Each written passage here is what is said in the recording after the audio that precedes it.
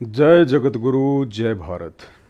सत्साई भाई और बहनों, दया परमपिता परमेश्वर सतगुरु रामपाल जी परमेश्वर जी की, जिनके शुभ आशीर्वाद से आप और हम सभी सत्सेवक भाई बहन एक बार फिर से साध संगति के लिए Facebook page Pawan Das is live पर एक दूसरे के साथ रूबरू हैं।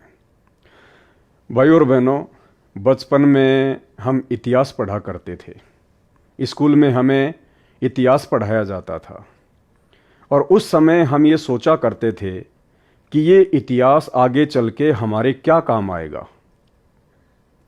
दुनिया तो विज्ञान पढ़कर डॉक्टर बन गई, मैथ को पढ़कर सीए बन गए, कोई इंजीनियर बन गया, और हम लोगों को ये हिस्ट्री पढ़ाई जा रही है जिसमें अकबर ने वो युद्ध किया, महाराणा प्रताप ने वो युद्ध किया, उस राजा ने ये किया, उस राजा ने वो किया।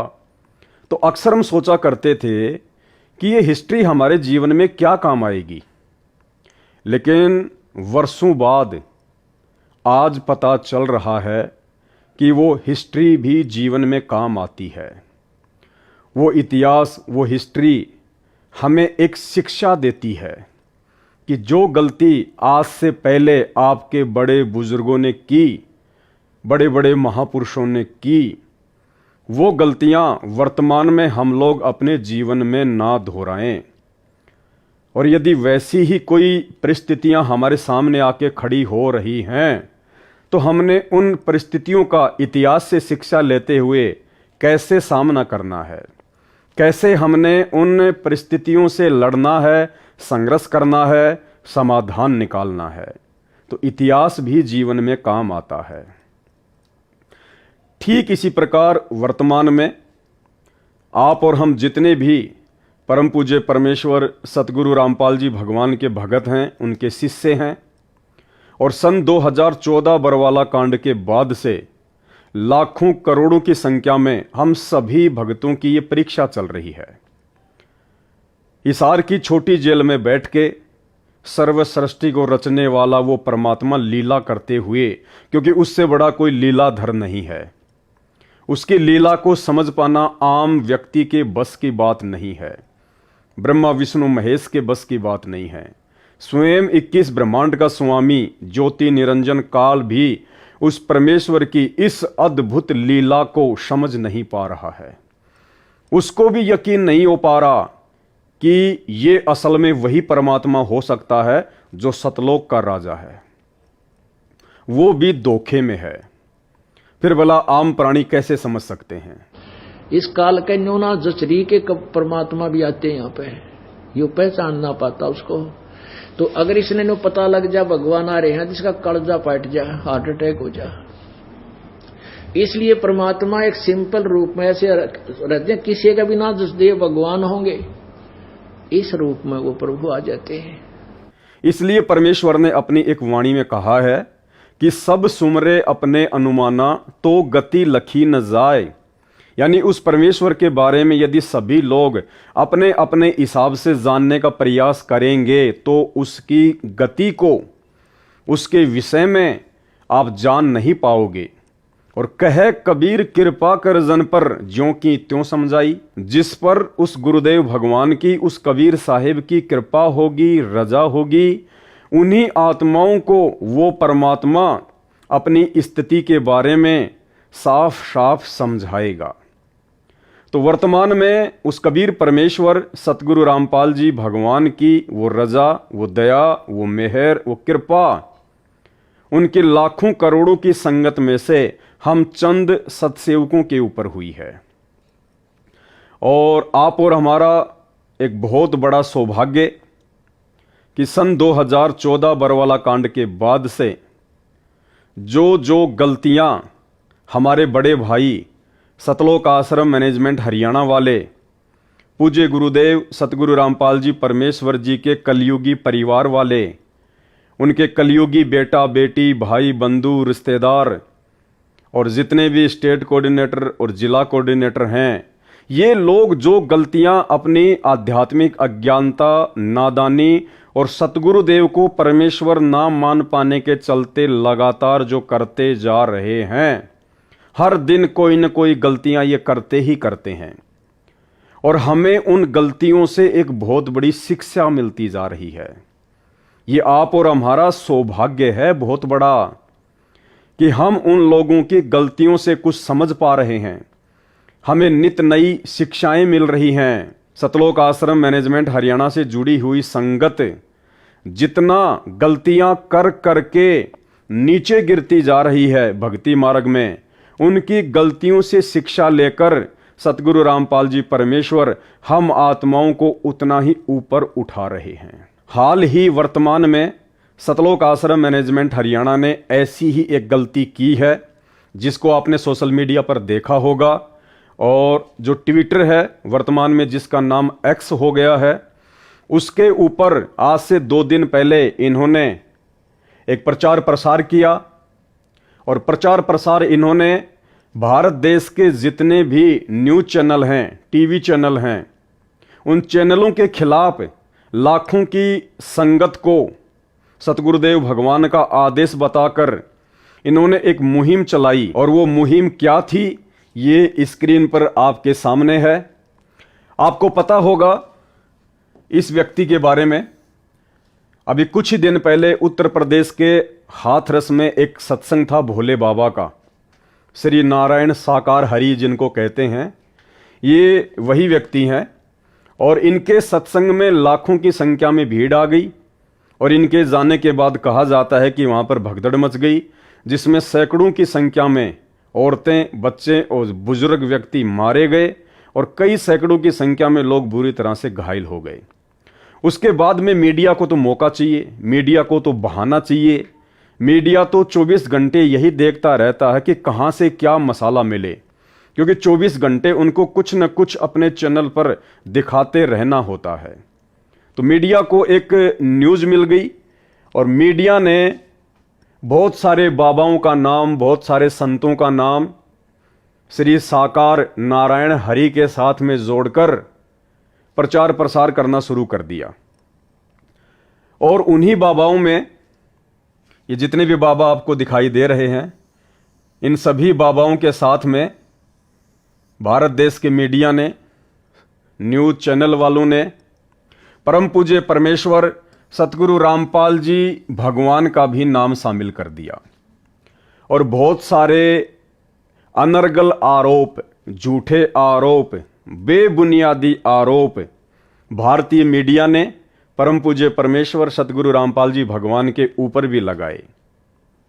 उसके बाद जैसे ही इस बात का सतलोक आश्रम मैनेजमेंट हरियाणा वालों को पता चला कि हमारे गुरुदेव का नाम भी इन न्यूज़ चैनल वालों ने, मीडिया वालों ने अन्य नकली संतों के साथ में जोड़ दिया है और लगातार गुरुदेव के विषय में झूठी खबरें चलाई जा रही हैं, दिखाई जा रही हैं। उसके बाद सतलोक आश्रम मैनेजमेंट हरियाणा ने लाखों की संगत को एक फरमान पारित कर दिया। जितने भी लोग सोशल मीडिया से जुड़े हुए हैं, जो लोग सोशल मीडिया पर, फेसबुक पर, यूट्यूब पर, एक्स पर, ट्विटर पर, इंस्टाग्राम पर जो सेवा करते हैं, उन सभी के पास में एक मैसेज वायरल कर दिया कि हम आपको एक मटेरियल बना के भेज रहे हैं, हम आप लोगों को तरह तरह के पोस्टर बना के भेज रहे हैं। उन पोस्टर्स को आप लोगों ने ज़्यादा से ज़्यादा ट्विटर पर, एक्स पर, इंस्टाग्राम पर, यूट्यूब पर, फेसबुक पर शेयर करना है। और संगत तो संगत है बेचारी, संगत तो हमेशा से नादान ही रही है, हमेशा से भोली ही रही है। और यही कारण है 4 युग बीत चुके हैं, हमेशा स्वार्थी लोगों ने अपने स्वार्थ के लिए, अपनी मान बढ़ाई के लिए, अपने अहंकार के चलते, अपने धार्मिक धंधे के चलते उस भोली और नादान संगत का जमकर फायदा ही उठाया है। और वही फायदा वर्तमान में परम पूज्य परमेश्वर सतगुरु रामपाल जी के नाम की आड़ में उनके परिवार वाले, सतलोक आश्रम मैनेजमेंट हरियाणा वाले निरंतर उनके लाखों पढ़े लिखे भक्तों का उठा रहे हैं। भ्रष्ट मीडिया डूब मरो, गलत खबरें दिखाना बंद करो। संत रामपाल जी महाराज का शिष्य हूँ। ये जो आजकल जो भी भारत के अंदर जितने भी बाबा हैं, यौन शोषण के माध्यम से उनको उनके ऊपर कोई केस लगता है तो हमारे जगत गुरु तत्वदर्शी संत रामपाल जी महाराज का भी नाम उनमें ऐड किया जाता है। तो ये सरासर गलत है, क्योंकि लाखों करोड़ों अन्यायों के दिल के ऊपर ठेस पहुंच रही है। और नहीं तो कोई संत रामपाल जी महाराज के ऊपर आज दिन तक कोई एविडेंस है कि उनके ऊपर यौन शोषण का केस लगा हुआ है। वो जितने भी उनके ऊपर केस थे वो 22 बरी हो गए और 2 केस अभी और हैं, वो कोर्ट में विचाराधीन है। तो जितने भी अनुयायी हैं संत रामपाल जी महाराज के, वो आज लाखों अन्यायों के ऊपर आपने मीडिया के माध्यम से उनके दिल के ऊपर ठेस पहुंचाई है। और हम अभी तैयार हैं, हम कोर्ट में मानहानि का केस करेंगे आपके खिलाफ, और आप भी तैयार हो जाएं, क्योंकि संत रामपाल जी महाराज जगत के तारणहार हैं, उनके ऊपर कोई यौन शोषण का केस नहीं है। भ्रष्ट मीडिया माफी मांगो, वरना कार्यवाही के लिए तैयार रहो। क्योंकि भाई और बहनों, ये आस्था, श्रद्धा और भक्ति का खेल कुछ ऐसा ही होता है। कहते हैं धर्म नहीं ये धंधा है, यहां पढ़ा लिखा भी अंधा है। भक्ति मार्ग ऐसा ही है, इसमें आदमी की आंखें बहुत देर में जाके खुलती हैं, तब तक देर हो चुकी होती है।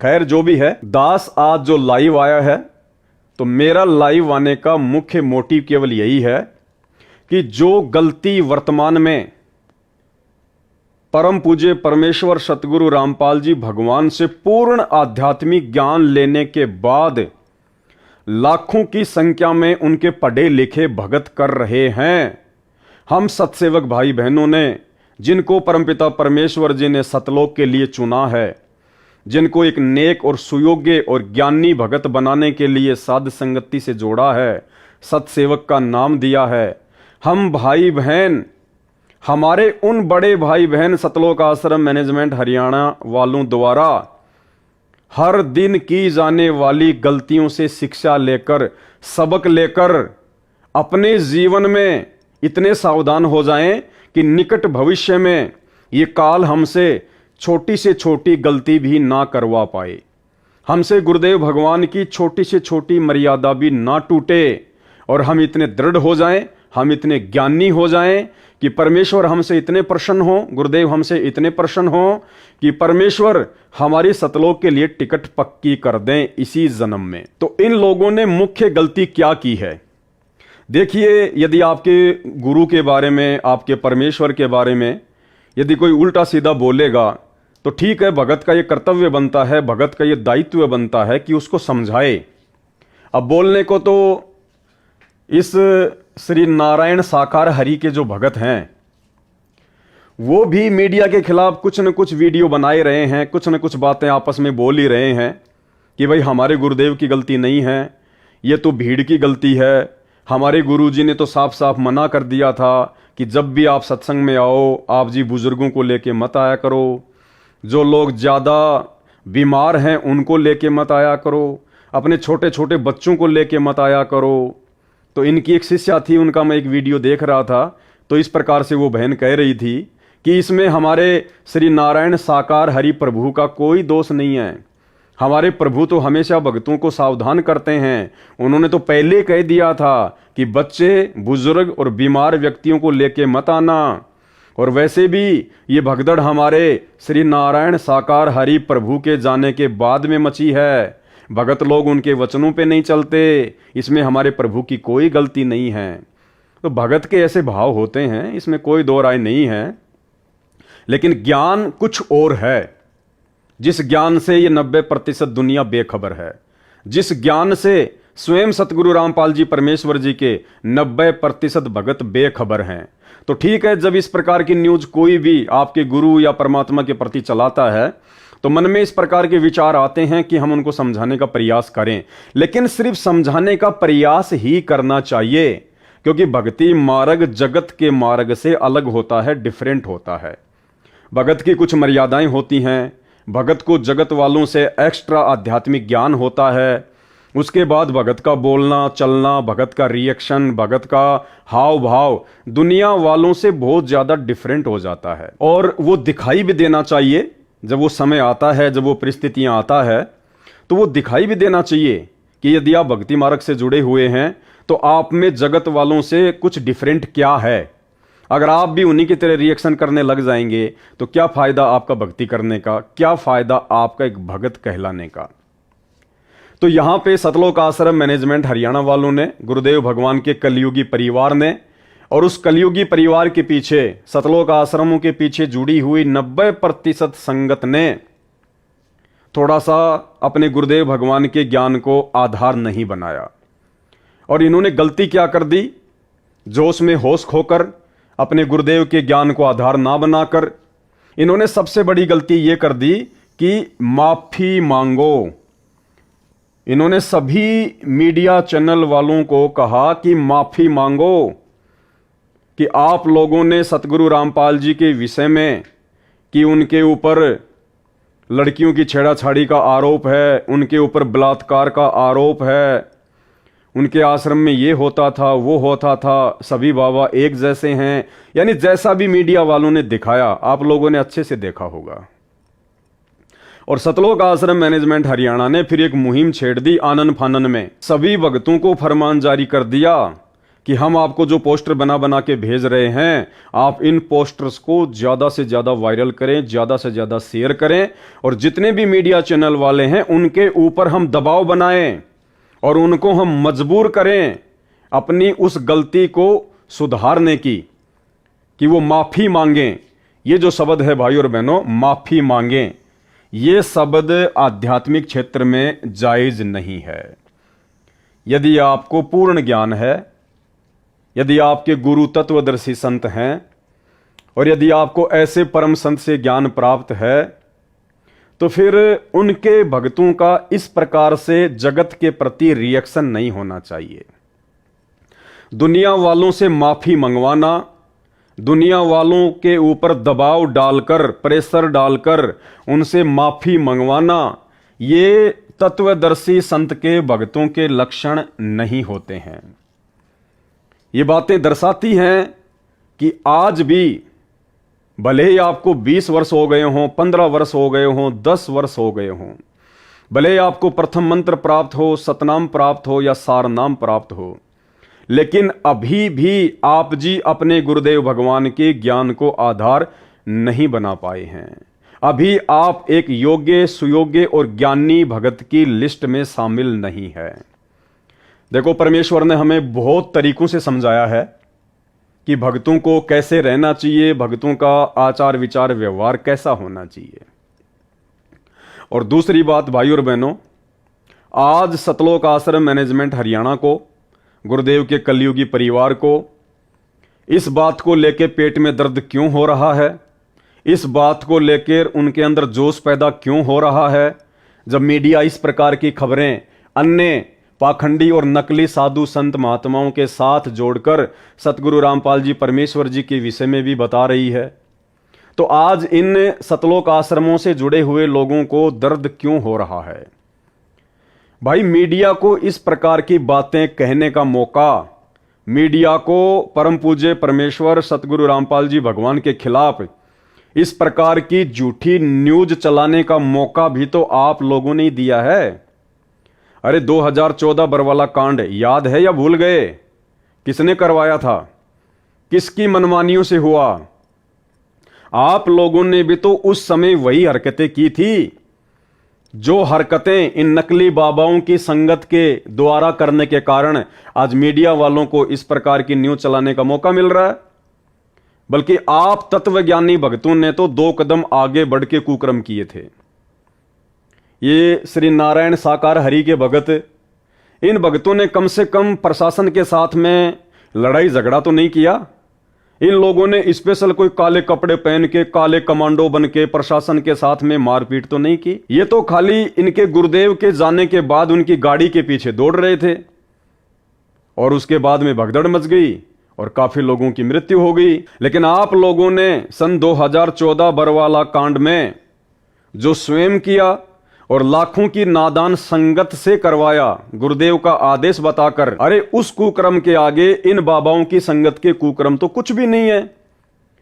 फिर तुम्हारे पेट में दर्द क्यों हो रहा भाई?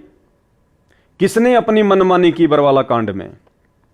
क्या किसी भी व्यक्ति ने सन 2014 के बरवाला कांड में परम पूज्य सतगुरु रामपाल जी के मुख से यह सुना कि बच्चों में हिसार कोर्ट की तारीख पे नहीं जाना चाहता, बच्चों में चंडीगढ़ की तारीख पर नहीं जाना चाहता। और ये जो पुलिस आ रही है, जो प्रशासन के आदेश से, जुडिशरी के आदेश से, तुम इस पुलिस को आश्रम में मत आने देना, ढाल बन के खड़े हो जाओ, काले कपड़े पहन लो, कमांडो बन जाओ, बंदूकें, लठ और पेट्रोल बम तैयार कर लो, मर जाओ या मार दो, लेकिन पुलिस अंदर नहीं आनी चाहिए। क्या किसी भी भगत ने एक भी शब्द, एक भी स्टेटमेंट अपने गुरुदेव के मुख से इस प्रकार का सुना? तो भाई फिर किसके कहने पर वो नादान संगत, वो भोली संगत काले कमांडो बन गए, व्हाइट कमांडो बन गए, मरने मारने को तैयार हो गए, हाथों में 6-6 फुट के लठ पकड़ लिए, पेट्रोल बम तैयार कर लिए, छोटे छोटे ईंट और पत्थर के टुकड़े आश्रम की छत पे जमा कर लिए। और जैसे ही दिन के 12 बजे 18 नवंबर 2014 को पुलिस वालों के ऊपर आक्रमण कर दिया, उनके ऊपर डंडे बरसाने शुरू कर दिए, पत्थर फेंकने शुरू कर दिए। जवाबी कार्यवाही में पुलिस ने भी अपना एक्शन ले लिया, जिसमें हमारे भी तो 5 भगत और एक बच्चे की मौत हो गई थी। अरे हमारे आश्रम के आगे भी तो उसी प्रकार से मौत हुई थी भगदड़ मचने के कारण। जिस प्रकार से उत्तर प्रदेश के हाथरस में श्री नारायण साकार हरि के सत्संग में उनके भक्तों की मौत हो गई। फिर आप किस बात को लेकर मीडिया से खफा हैं? किस बात को लेकर आप मीडिया से नाराज हैं भाई? ये मौका मीडिया को वर्तमान में इस प्रकार का झूठ फैलाने का सतगुरु रामपाल जी परमेश्वर जी के विरुद्ध किसने मौका दिया? आप भक्तों ने तो मौका दिया, आप बड़े बड़े कोऑर्डिनेटरों ने तो मौका दिया, आप गुरुदेव के भाई ने तो मौका दिया, आप गुरुदेव के बेटा बेटियों ने, उनके परिवार वालों ने, रिश्तेदारों ने तो मौका दिया। तो भाई फिर पेट में दर्द किस बात का? सहन करो फिर। और अपनी गलतियों को नजरअंदाज क्यों कर रहे हो? और फिर से तुम वही गलतियां वर्तमान में लाखों की नादान और भोली संगत को मोहरा बनाकर करवाने जा रहे हो। भाई और बहनों, जिस प्रकार इन लोगों ने, सतलोक आश्रम वालों ने संगत, पैसा और पावर के बलबूते पर 2014 में अपनी मनमानी हरकतें करते हुए गुरुदेव के ज्ञान, सत्संग और शिक्षाओं के विरुद्ध मनमाना आचरण करते हुए लाखों की संगत को गुरुदेव का वचन तुड़वाकर प्रशासन के सामने मरने मारने के लिए खड़ा कर दिया था, वही गलतियां आज 10 साल के बाद ये लोग फिर से संगत से करवा रहे हैं। कुछ नहीं बदला इन लोगों का, जरा भी चेंज नहीं हुआ इन लोगों में। क्योंकि परमेश्वर अपने सत्संगों में भाई और बहनों हमें बहुत तरह से समझाते हैं कि काल का जीव कौन होता है और सतगुरु का जीव कौन होता है।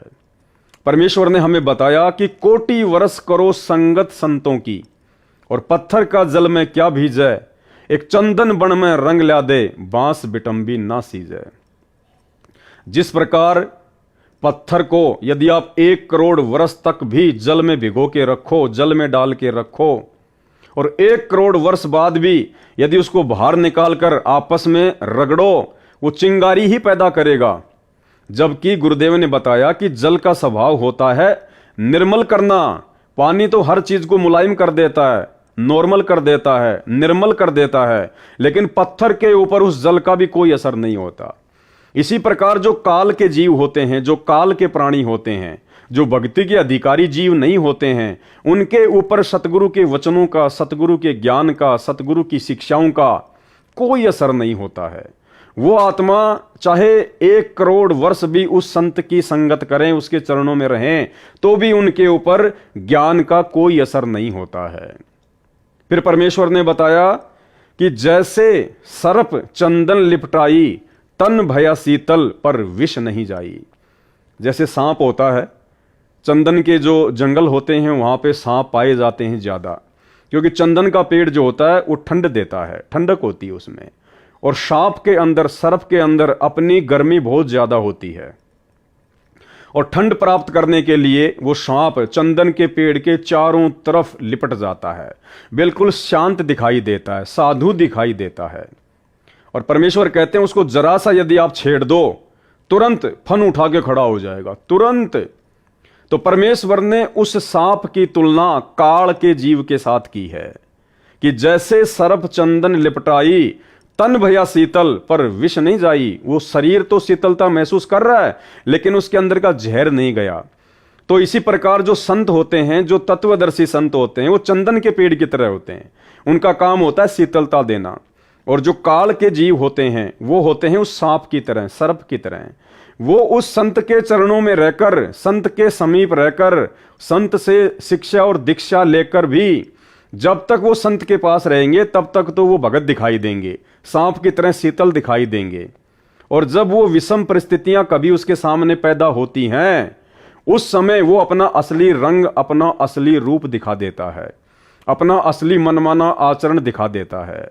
तो ये हाल वर्तमान में सतलोक आश्रम मैनेजमेंट हरियाणा और उनसे जुड़ी हुई लाखों की संख्या में नादान संगत की हो रही है। ये लोग इस प्रकार की घटनाओं को अंजाम देकर ये साबित कर देते हैं कि हमने अभी तक सतगुरु रामपाल जी परमेश्वर जी के ज्ञान को 1% भी नहीं समझा है। और अब भी आपकी आंखें नहीं खुलेंगी और आपकी प्रेरणा नहीं बनेगी तो फिर इंसान नहीं, पत्थर हो तुम, पत्थर। कोटि वर्ष करे संगत संतों की, पत्थर का जल में क्या बूझे, चंदन बन में रंग ला दे, एक बांस बिटन भी ना सींचे। पत्थर को जल में डाल दे, कितने गहरे जल में डाल दे, कितने दिन डाले रखे, उसका कोई असर जल का नहीं होता। नहीं, जल से तो नरम होता है पदार्थ, बाहर निकालते उसको घिसा दे दूसरे पत्थर से, जो का त्यों चिंगारी निकलेंगे। तो पत्थर जैसे प्राणियों को किसी चीज का असर नहीं होता। ये अमृतवाणी उन पुण्यात्माओं को झंझोड़ कर रख देंगी जिनकी आंखें काल में अज्ञान से बंद कर रखी। तो ये संतों के लक्षण नहीं होते हैं। माफी मंगवाना ये भगतों के लक्षण नहीं होते हैं। भगत हमेशा आधीन होता है, भगत हमेशा झुक के चलता है, भगत हमेशा विनम्र होता है। यदि फिर भी कोई आपके गुरुदेव के बारे में इस प्रकार की अनर्गल बातें करता है, चाहे वो मीडिया हो, चाहे कोई आम व्यक्ति हो, तो भगत का ये दायित्व बनता है, भगत का ये कर्तव्य है कि भगत उसको प्यार प्रेम से समझाए कि भाई देखो, आप जिस प्रकार की बातें कर रहे हैं ऐसा कुछ भी नहीं है।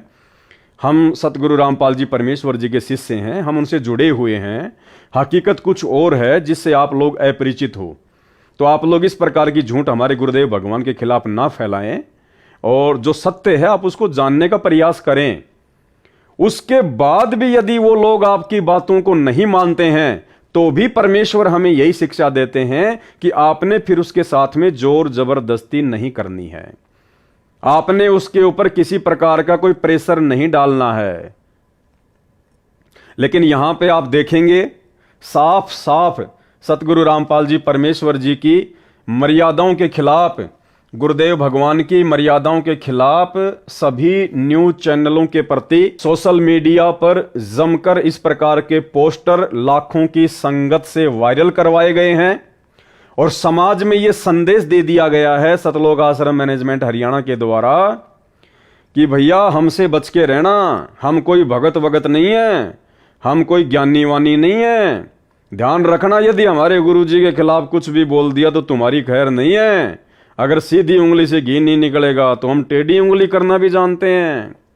यानी इनमें भगत और भक्ति का कोई लक्षण नहीं है। गुरुदेव ने बताया कि जिस प्रकार बरसात के समय में छोटे मोटे नदी नाले जमकर ओवरफ्लो होकर बहते हैं, जमकर, लेकिन वास्तव में नदी तो उसे कहा जाएगा, सरिता तो उसे कहा जाएगा जो बरसात के सीजन के बावजूद जब जेठ का महीना आता है, गर्मी का महीना आता है, जिस समय हर जगह पानी सूख जाता है, उस समय यदि उस नदी में, उस नाले में लगातार पानी बह रहा है तो वास्तव में वो नदी है, वो बरसाती नदी नहीं है, वो वास्तव में नदी है जिसमें 12 महीने पानी बहता रहता है। ठीक इसी प्रकार गुरुदेव कहते हैं कि भक्ति भाव भादो नदी सबे चले गहराए और सरिता सोई जानिए जो जेठ मास ठहराए। उस नदी की तुलना परमेश्वर ने एक भगत के साथ में की है कि भगत वो होता है जो हर स्थिति में, हर परिस्थिति में विनम्र बन के रहता है, साधु भाव में रहता है, आधीनता में रहता है। चाहे उसके ऊपर कितना ही कोई प्रेशर आए, चाहे लोग कितना ही उसको जोश दिलाएं, चाहे लोग कितना ही उसके विषय में गलत कहें या उसके गुरु के विषय में कुछ जो है वो गलत कहें, या उस भगत का जो है कुछ बुरा करना चाहें, ऐसी परिस्थिति में भी यदि वो व्यक्ति शांत है, अपने गुरुदेव को ज्ञान को आधार बनाकर चलता है कि कहने दे, इनके कहने से क्या होगा, हमें पता है कि हम क्या हैं और हमारे गुरुदेव भगवान क्या हैं, इन लोगों के भोंकने से क्या होगा, ऐसे ही भोंक भोंक के रह जाएंगे। जैसे कुत्ता अपनी खुद की परछाई शीशे में देखकर भोंक भोंक कर परेशान हो जाता है, तो इसी प्रकार ये नादान दुनिया वाले, आध्यात्मिक ज्ञान से अपरिचित लोग, सतगुरु की भक्ति से अपरिचित लोग इसी प्रकार से भोंक भोंक के रह जाएंगे। हम सही, हमारे गुरुदेव भगवान सही, कोई दाग नहीं है किसी प्रकार का। तो मीडिया के भोंकने से, दुनिया वालों के भोंकने से ना तो हमारे ऊपर कोई फर्क पड़ेगा, ना हमारे गुरुदेव भगवान के ऊपर कोई फर्क पड़ेगा। और उन बातों को हमने हल्के में मजाक में टाल देना चाहिए, उसको कहते हैं भगत। और जो व्यक्ति उन बातों को अपने दिल पे ले ले, अपने अंदर जोश पैदा कर ले, दूसरे के प्रति राग द्वेष ईर्ष्या और नफरत पैदा कर ले, जिस प्रकार से सतलोक आश्रम मैनेजमेंट हरियाणा वालों के द्वारा ये इस प्रकार की न्यूज वगैरह को देखकर सभी मीडिया चैनल वालों से माफी मंगवाने के लिए दबाव डाल रहे हैं, उनको प्रेशराइज कर रहे हैं, संगत को इस कुक्रम में लगा दिया, संगत का अनमोल समय और संवासें बर्बाद करवाने में सोशल मीडिया पर लग गए। तो भाई ये सतगुरु के भक्तों के लक्षण नहीं हैं। तो भाई और बहनों, हम जितने भी साथ संगति से जुड़े हुए सत्सेवक भाई बहन हैं, हम भाई बहनों ने इन बातों पर विचार करना है। ये दास कोई ऐसे लाइव नहीं आता है फालतू में, टाइम पास के लिए नहीं आता, कोई पब्लिसिटी या पैसे कमाने के लिए मैं लाइव नहीं आता हूं। गुरुदेव भगवान जब दास को प्रेरणा करते हैं, ऐसा कोई टॉपिक जब मेरे सामने आता है, तब दास लाइव आता है। और लाइव आने का एक ही मकसद होता है कि हमें कुछ नया सीखने को मिले, हमें कुछ शिक्षा मिले, क्योंकि हम लोग वर्तमान में विद्यार्थी हैं, स्टूडेंट हैं, और हम लोगों को कुछ न कुछ अच्छा जीवन में, भक्ति मार्ग में सीखते रहना चाहिए। तो ये परमेश्वर जी की बहुत बड़ी दया, बहुत बड़ी मेहर, वर्तमान में परमात्मा ने अपनी संगत में ऐसी परिस्थितियां पैदा कर दी हैं, जिन परिस्थितियों के मद्देनजर केवल आप और हम सत्सेवक भाई बहन ही गुरुदेव के ज्ञान को आधार बनाकर किन्हीं घटनाओं पर निष्कर्ष निकाल सकते हैं। अन्यथा जिन घटनाओं को लेकर दास लाइव आया है, आप सत्सेवक भाई बहन भी इस बात से भली भांति परिचित हैं कि जो वर्तमान में सोशल मीडिया पर न्यूज चैनल वालों के खिलाफ जिस प्रकार से माफी मंगवाने की ये पोस्ट वगैरह वायरल की जा रही है, ये ज्ञान आधार से उचित नहीं है। आप भी अच्छी प्रकार से इन बातों को जानते हैं, लेकिन वो लोग जो हमारे ही भगत भाई बहन हैं, उनको भी गुरुदेव भगवान ने उसी आश्रम में बैठा के ज्ञान दिया, वही नाम दिया, वही उनको सत्संग सिखाए, अलग से कोई जो है कोचिंग वगैरह ना हमें दी ना उनको दी। फिर वो लाखों की करोड़ों की भीड़ भला गुरुदेव के ज्ञान को आधार बनाकर इन बातों पर विचार क्यों नहीं कर पा रही? क्यों वो किसी के मनमाने आचरण को अपने ऊपर धारण करके समाज में फैलाने लग जाते हैं? जैसा कि सतलोक आश्रम मैनेजमेंट हरियाणा के द्वारा सभी न्यूज चैनलों के खिलाफ इस प्रकार से माफी मांगे ये न्यूज वगैरह फैलाई जा रही है, ये पोस्ट वगैरह वायरल की जा रही है। तो हम सत्सेवक भाई बहनों ने बहुत ही सावधान होकर एक एक कदम सोच समझकर इस भक्ति मार्ग में आगे रखना है। यदि आप में से किसी सत्सेवक भाई बहन ने जो साथ संगति से जुड़ा हुआ है, यदि आपने गलती से इस प्रकार की ये पोस्ट वगैरह जो सतलोक आश्रम मैनेजमेंट हरियाणा वालों के द्वारा वायरल की जा रही है, अगर आपने भी कर दी है, तो सबसे पहले तो उस पोस्ट को अपनी फेसबुक से, अपने इंस्टाग्राम से या अपने ट्विटर से तुरंत डिलीट कर दें और उसके बाद गुरुदेव भगवान को दंडवत करके माफी मांगें कि हे परमेश्वर, आपके दास या दासी से ये गलती हुई है, परमात्मा मैंने आपके ज्ञान को आधार नहीं बनाया, परमात्मा मैं क्षमा प्रार्थी हूं।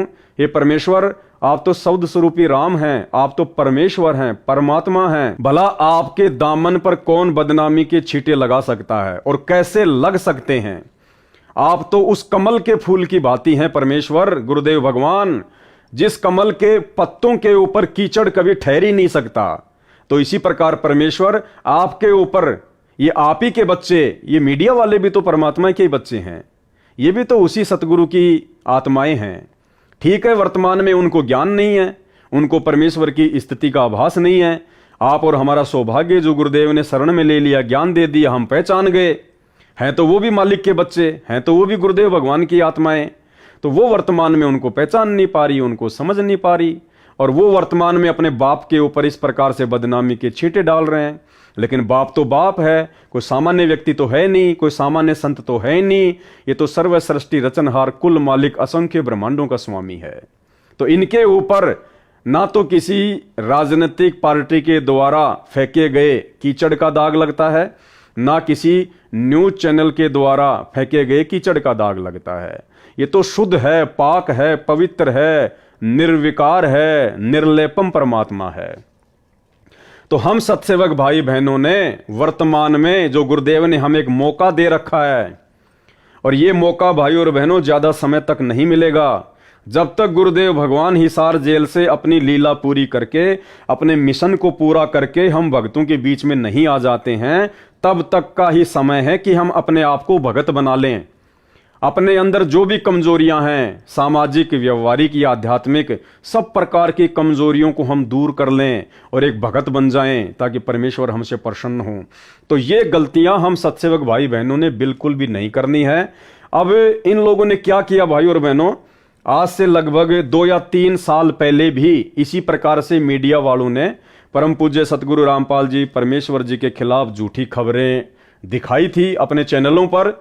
और उस समय भी इन सतलोक आश्रम मैनेजमेंट हरियाणा वालों ने, इन कोऑर्डिनेटर लोगों ने, गुरुदेव के बेटा बेटी, भाई बंधु, रिश्तेदारों ने इसी प्रकार से अपनी अज्ञानता और आध्यात्मिक ज्ञानहीनता का परिचय देते हुए लाखों की संगत को इकट्ठा किया। और दिल्ली के नोएडा में जिस न्यूज चैनल ने यह खबर चलाई थी संत रामपाल जी के खिलाफ, इन्होंने संगत को बसों में भर भर के उन मीडिया चैनल वालों के ऑफिस के आगे जमा कर दिया। उनके ऊपर दबाव बनाया कि आपने ये गलत किया, आपने ये गलत किया, माफी मांगो, माफी मांगो, माफी मांगो, जो कि सतगुरु रामपाल जी के ज्ञान और शिक्षाओं के बिल्कुल खिलाफ है। तो उस समय इन्होंने ऐसा किया, जिसमें कुछ न्यूज़पेपर भी शामिल थे, कुछ टीवी चैनल भी शामिल थे। तो ऐसे ही एक ये राजस्थान का अखबार था दैनिक भास्कर, इन्होंने भी संत रामपाल जी के खिलाफ यौन शोषण से संबंधित ऐसी झूठी खबर फैलाई थी। और इन लोगों ने संगत को इकट्ठा करके उनके ऑफिस के आगे खड़ा कर दिया, उनके ऊपर दबाव बनाया। तो मीडिया का क्या काम है भाई और बहनों, मीडिया ने दूसरे दिन ये वाली न्यूज वापस निकाल दी। रामपाल पर नहीं है दुष्कर्म के आरोप। आसाराम प्रकरण के दौरान 26 अप्रैल को भास्कर में प्रकाशित दुष्कर्म, सेक्स रैकेट और गलत काम के मामले में रामपाल का नाम भी प्रकाशित हुआ है। रामपाल के खिलाफ दुराचार और सेक्स रैकेट के आरोप नहीं है। भूलवश रामपाल को लेकर समाचार प्रकाशित हो गए। भास्कर का उद्देश्य कभी भी किसी अनुयायी की धार्मिक भावनाओं को आहत करना नहीं रहा है। तो जब इन्होंने दबाव बनाया तो न्यूज चैनल वालों ने इस प्रकार की छोटी सी न्यूज अपने अखबार के कोने में डाल दी और ये लोग खुश हो गए, ये लोग खुश हो गए। हाँ, कि अब हमारे गुरुजी बिल्कुल पाक साफ हैं, अब हमारे गुरुजी के ऊपर ऐसा कोई आरोप नहीं है, अब हमें विश्वास हो गया कि हमारे गुरुजी कभी ऐसा गलत काम नहीं कर सकते। बताइए, जब तक मीडिया ने अपनी गलती नहीं मांगी तब तक तो इन सतलोक आश्रम से जुड़े हुए भक्तों को यह लग रहा था कि हमारे गुरुजी गलत हैं, हमारे गुरुजी ने गलत काम किए होंगे, तभी तो मीडिया में आया। तभी तो मीडिया की उस न्यूज को देखकर ये लाखों की संगत नाराज हो गई, लाखों की संगत के मन में दोष पैदा हो गया। और जैसे ही मीडिया ने अपनी गलती मांगी तो ये प्रसन्न हो गए, ये खुश हो गए कि अब हमारे गुरुजी बिल्कुल पाक साफ हैं।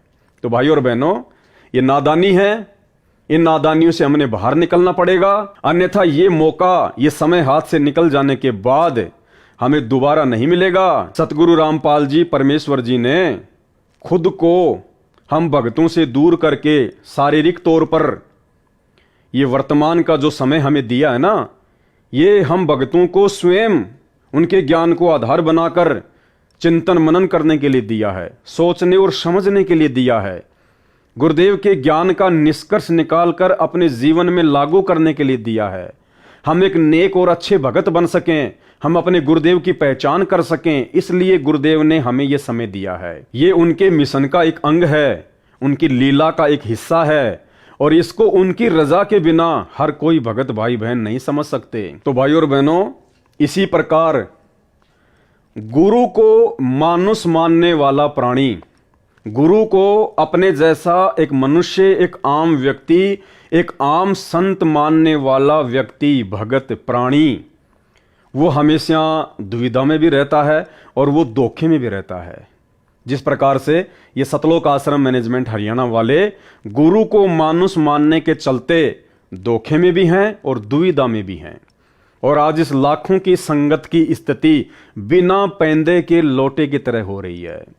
2014 बरवाला कांड के बाद से हम सभी सत्सेवक भाई बहन देखते ही आ रहे हैं किस प्रकार से संगत का आर्थिक और शारीरिक दोहन किया गया है, शोषण किया गया है। सबसे पहले तो बरवाला कांड में किया गया, गुरुदेव के कलयुगी परिवार के द्वारा, इन्हीं कोऑर्डिनेटरों के द्वारा अपना मनमाना आचरण भक्तों के ऊपर थोप दिया। नाम गुरुजी का, लठ ले लो हाथों में, पेट्रोल बम तैयार कर लो, ये बंदूकें पकड़ लो, मरने मारने के लिए तैयार हो जाओ, काले कपड़े पहन के कमांडो बन जाओ, मरेंगे मार देंगे लेकिन पुलिस को आश्रम में नहीं आने देंगे। और हर आदेश के पीछे नाम जोड़ दिया, गुरुजी का आदेश है, गुरुजी का आदेश है।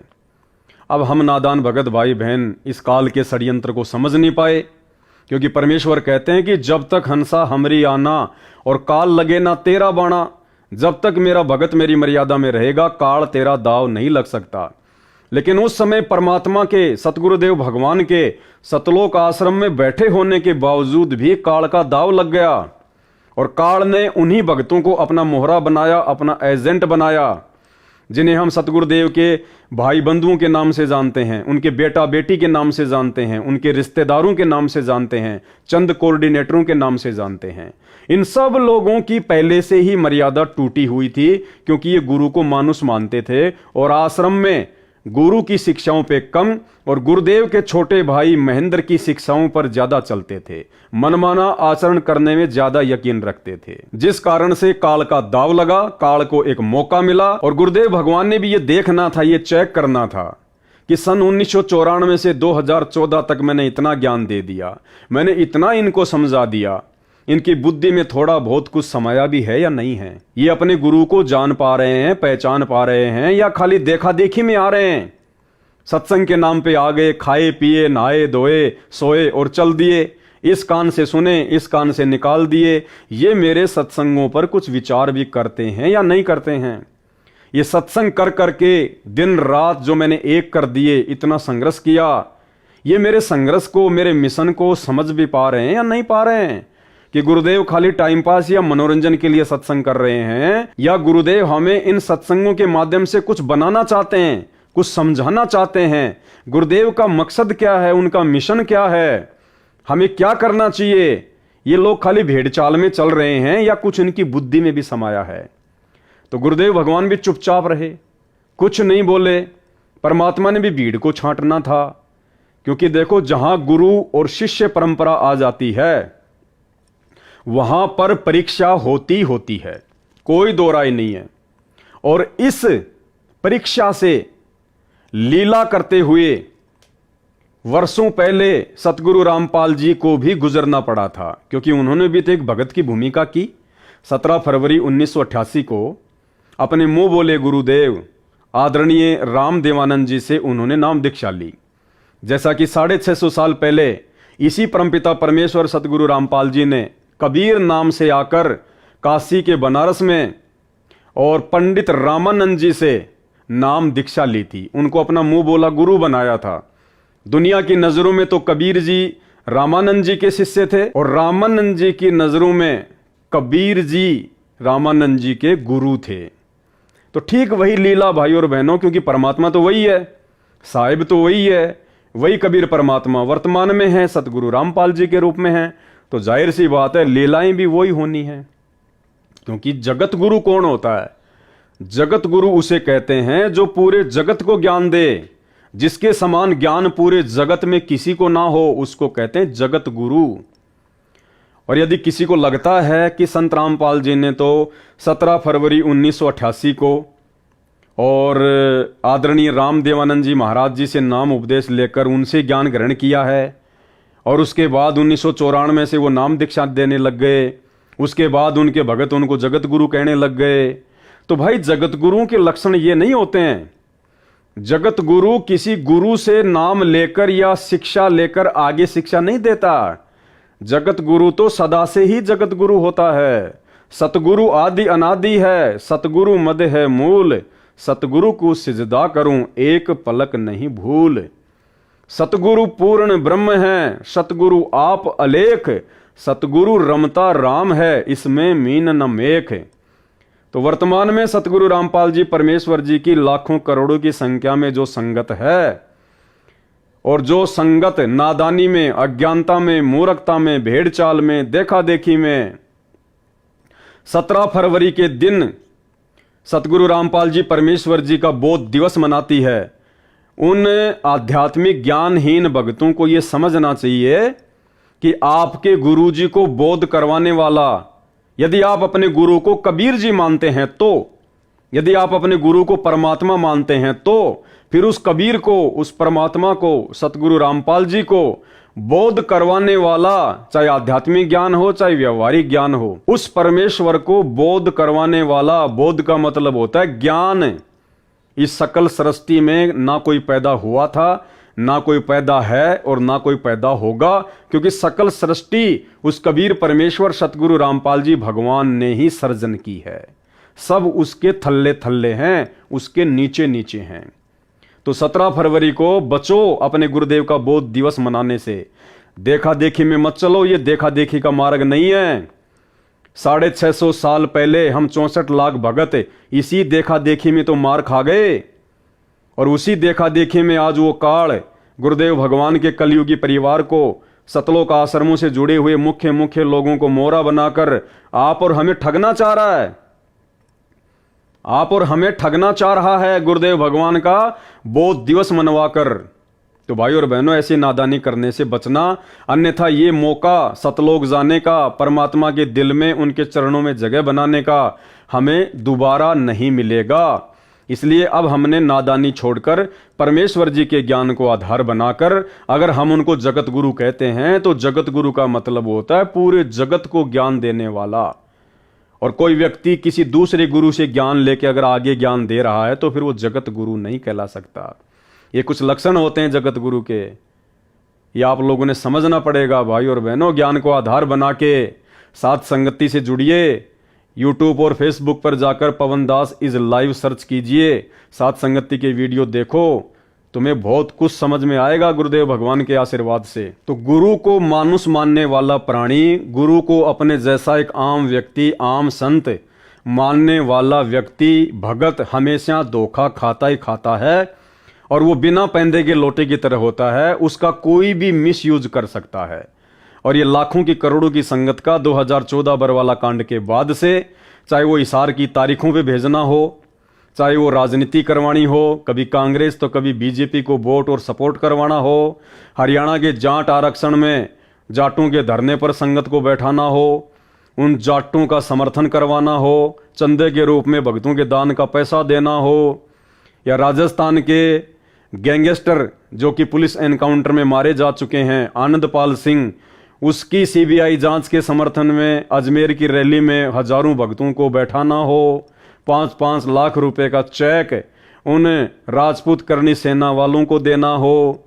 इसके अलावा भी ना जाने भाई और बहनों कितने कुकर्म इन्होंने सन 2014 बरवाला कांड के बाद से संगत से करवाए हैं, लोगों की मर्यादाएं तोड़वाई हैं।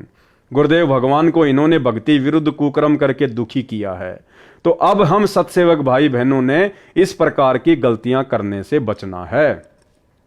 इसके अलावा भाई और बहनों, परमेश्वर हमें हमेशा यही शिक्षा देते हैं।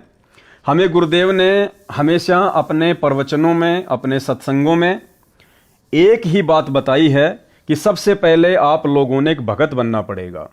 जब तक आप भगत नहीं बनोगे, भक्ति आपके हृदय में प्रवेश नहीं करेगी। और परमेश्वर ने भगत का सबसे पहला लक्षण बताया आधीनता। आधीनी के पास है पूर्ण ब्रह्म दयाल, और मान बड़ाई मारियो बेअदबी सिरकाल। जो भगत आधीन होगा, जो भगत ज्ञान से परिपूर्ण होगा, विनम्र होगा, कहते हैं उसके पास में परमात्मा रहता है। आधीनी के पास है पूर्ण ब्रह्म दयाल।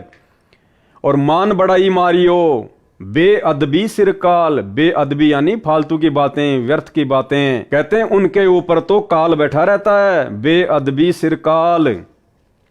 तो परमेश्वर सतगुरु रामपाल जी ने, सारी सृष्टि के रचनहार ने, हमारे पूज्य गुरुदेव भगवान ने हमें एक सुयोग्य भगत बनाने के लिए क्या शिक्षा दी है। परमेश्वर कहते हैं कि जो तोको काटा बोवे वाको बोतू फूल, और तोहे फूल के फूल हैं वाको हैं त्रिशूल। ये शिक्षा दी है परमात्मा ने।